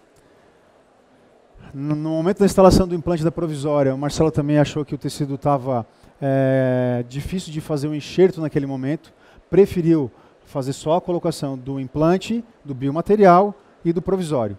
E na cicatrização a gente percebeu um pouco dessa migração do tecido, que já tinha um pouco no inicial, mas ela piorou um pouquinho depois da cicatrização. E agora vem uma manobra para tentar corrigir esse problema, que é o que o Marcelo vai mostrar agora. Então foi isso. Ó. A gente teve uma pequena recessão nessa região, né? A gente não fez enxerto de tecido conjuntivo, mas esse paciente foi aquele que trabalhava pescando. Ele estava com provisório, ele saiu para pescar, lá em Santa Catarina é comum, né, ter bastante pescador, e soltou o provisório, fraturou. E ele estava embarcado, ele não tinha como resolver isso. Então ele ficou acho que uns 10 dias com o provisório solto. E acabou inflamando a gengiva, a gente perdeu um pouquinho mais de tecido ainda. Né? Então ele voltou, a gente recimentou, ficou nessa situação, e aí a gente decidiu fazer um enxerto de tecido conjuntivo para ganhar um pouquinho de volume, não, apesar de não ser uma região estética, para ele se manter em posição a longo prazo. Essa é a ideia, porque como estava diferente dos outros dentes, a higienização é mais dificultada, eu posso ter inflamação e isso não parar. Então a ideia aqui não é só por estética. A gente quis aumentar o volume, reposicionar esse tecido gengival até para ele se manter a longo prazo.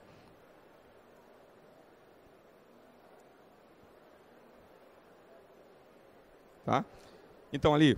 O provisório foi removido, né? Então a gente percebe que as papilas estão bem mantidas e ele só está mais longo do que os outros dentes. Então, e também com um pouco mais fino, eu perdi um pouquinho de volume. Como a gente não fez isso lá na hora da cirurgia, a gente optou por fazer antes da prótese definitiva. Então a gente precisa estar acompanhando os nossos casos até conseguir chegar no resultado adequado. Se eu fizer a prótese definitiva, fica muito mais difícil de eu resolver. Então era um momento onde vai atrasar a prótese definitiva, mas a gente vai conseguir um tecido melhor. Claro, como está tudo mantido ali, as papilas, eu vou fazer uma incisão e eu tenho que usar microinstrumentos justamente para não mexer na região das papilas. Então eu vou abrir um espaço na região vestibular para inserir o enxerto de tecido conjuntivo, né, com os meus instrumentais. Então, esses instrumentais são instrumentais que a gente usa, o periodontista usa no dia a dia. Então, é um instrumental que ele se paga muito rápido, justamente porque hoje a gente usa todo o tempo para esse tipo de cirurgia de conjuntivo e, inclusive, gengivectomias. Né? Então, agora, como foi no outro caso, a gente vai simplesmente abrir o espaço para inserir o enxerto de tecido conjuntivo. Né? Uma área mais delicada, a área de incisivos inferiores é uma área mais delgada, né? O tecido é mais fino, mas a ideia era isso, a gente conseguir, nesse caso, ganhar um pouquinho de volume e reposicionar na cervical o tecido gengival.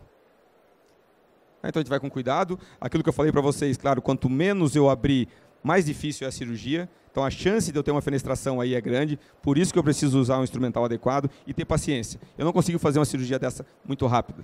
Eu preciso ter cuidado porque o tecido é muito fino. Né? Mas a gente vai ganhando espaço com o tempo, né? Então a gente vai sempre levemente, de uma forma, a gente nunca vai num lugar só, a gente vai sempre fazendo uma amplitude nisso, para os dentes vizinhos, para eu conseguir ganhar espaço. Como eu quero também reposicionar cervicalmente esse tecido, eu tenho que liberar um pouco mais esse tecido. Porque além de eu ganhar volume, eu quero tracionar um pouquinho para a região cervical. Então ele tem que estar mais solto, tem que ter um pouquinho mais de elasticidade. Tá? Então a gente vai até a região mucogengival e depois diminui com lâminas e faz a divisão desse retalho. Tá? Ó, então a gente está liberando as fibras. Ó. E com as lâminas a gente vai liberando esse retalho para eu ter um pouquinho mais de mobilidade. E é isso, claro, quando a gente não enxerga, é mais difícil de fazer. Eu tenho que ter mais cuidado na hora da execução desse procedimento. Tá bom? Então, aí assim eu já consigo ver que eu tenho alguma mobilidade. A gente vai treinando até eu conseguir ter uma mobilidade boa do tanto que eu quero ganhar. Então, vocês vejam que o Luiz repreparou a cervical desse dente. Ele deixou mais espaço para o meu tecido conjuntivo. Então, não adianta eu brigar o tecido conjuntivo com a resina. Se a resina está ocupando esse espaço, ela vai ganhar.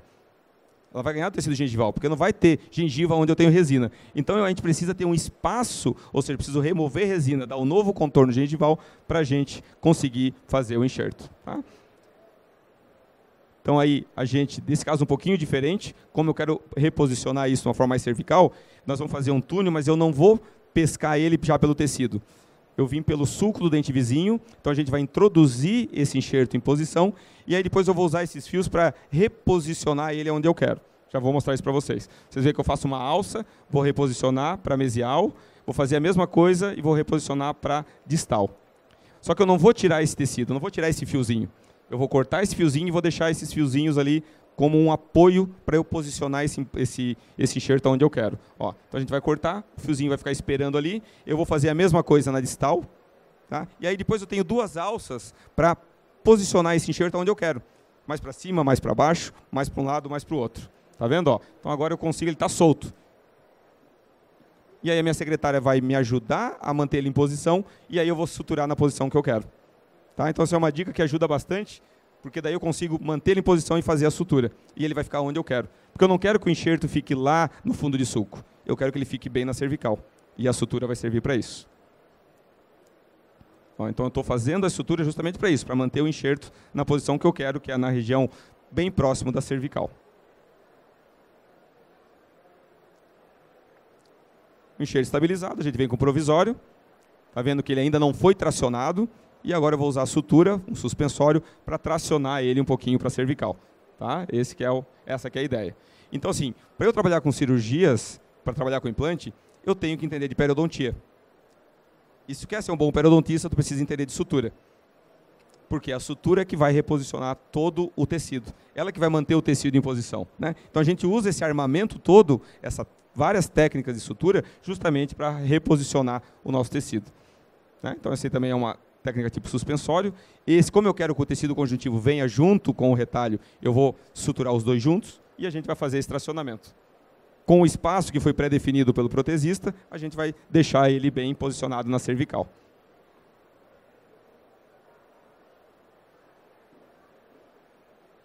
Né? Sempre verificando se esse tecido, se esse enxerto está estável, então a gente vai manter ele em posição. Então o objetivo aí era ganhar volume e reposicionar ele cervicalmente. Para isso se manter a longo prazo em posição. Está vendo como a gente utiliza o implante 3.0? Eu tenho espaço para minhas papilas. Se eu utilizar um implante maior que esse, eu não vou ter espaço para as papilas. Né? Então, caso inicial, olhem aqui o espaço pré-definido, ou seja, a gente reposicionou a cervical desse dente para ter espaço para o enxerto tecido conjuntivo. Né? Então, ó, eu tinha saúde, né? Eu não poderia fazer uma cirurgia dessa se eu tivesse inflamação gengival. Né? Então, isso que o Luiz falou lá no começo, essa orientação para o paciente é importante, para ele conseguir higienizar bem. Né? Quando eu tenho saúde gengival, fica fácil de fazer a cirurgia. Né? Então, esse é a saúde gengival que a gente tem. Tá? Então, lá a incisão inicial para abrir espaço, para posicionar. Ó, então, agora já tenho o espaço aberto para posicionar o enxerto tecido conjuntivo. É isso que a gente quer, um espaço para que eu tenha espaço para o tecido. Aí a sutura já finalizada, já com enxerto, né, já reposicionando a cervical, tá? E aí o provisório já, período de pós-operatório, já preparando para a prótese definitiva. Então, gente, já estamos acabando, tá? São as últimas fotos aí da aula. Para finalização protética, então, eu vou selecionar cor, com escalas de cor, de acordo com a cerâmica que o meu técnico vai trabalhar. A gente usa muito a escala da Vita 3D, usando referência dos dentes vizinhos, né? E também do dente antagonista, eventualmente, quando eu quero algum detalhe. Fotos com luz polarizada, com fluorescência, tudo aquilo que a gente já mostrou nas imagens iniciais. O procedimento de moldagem é feito, então o tecido tem que estar saudável para personalizar um transfer de moldagem. Agora veja a espessura que foi conseguida, né? A característica do tecido após o condicionamento, depois do enxerto. E aí já veio a peça pronta. Na hora da instalação a gente tem que cuidar, lavar bem a parte interna do implante, remover toda aquela monte de sujeira que foi lá para dentro da primeira cirurgia, da segunda cirurgia, do provisório, lavar bem dentro do implante, secar com uma cânula fina, delicada, para a gente conseguir então entrar com a coroa. Vamos ver se vocês prestaram atenção na aula. Que cerâmica que vai ser usada aí para a infraestrutura? Muita coisa. Zircônia? Zircônia. Infraestrutura de zircônia que vai me dar resistência. Eu tenho aqui nesse colarinho cervical 0,5 a 0,6 milímetros de material só. Então se eu não tiver uma cerâmica resistente, ela vai quebrar nessa área. Então o material cerâmico que hoje melhor desempenha nessa região em espessuras finas é a zircônia. Na parte cervical e coronal do dente, vai ser então a aplicação ainda acima da zircônia, uma porcelana feldspática, certo? Então a gente vai inserindo a coroa lentamente, ó, posicionando. Ó. Fluorescência ficou ok, né? Bem compatível com os dentes vizinhos. E aí então, uma foto de perfil mostrando o caso final. O tecido aqui ainda tem uma cicatrizinha, né, Marcelo? Ainda vai talvez melhorar um pouquinho. Isso é uma foto da recém-instalação que foi terminada há pouco tempo. A gente não tem ainda uma foto de acompanhamento do caso. Certo, gente? Bom, só para reforçar nossos contatos de Instagram, Facebook e e-mails, tá? Para vocês entrarem em contato quando quiserem. Quando forem a Florianópolis, não deixem de nos visitar lá na Zenit, será um prazer recebê-los, né? No site da Zenit tem todas as informações dos cursos que estão em andamento. Muito obrigado pela atenção de vocês, foi um prazer estar aqui, tá bom? Até a próxima. Agradecer a presença de vocês, tá? Qualquer dúvida, por favor, nos procurem, tá? A gente gosta de responder perguntas, a gente gosta de ter o contato com vocês, então nosso e-mail não está aí por acaso. Qualquer dúvida que alguém tenha, quer discutir um caso, manda um e-mail para a gente que a gente conversa, tá bom? Obrigado pela atenção de vocês, tá? E a gente está por aí.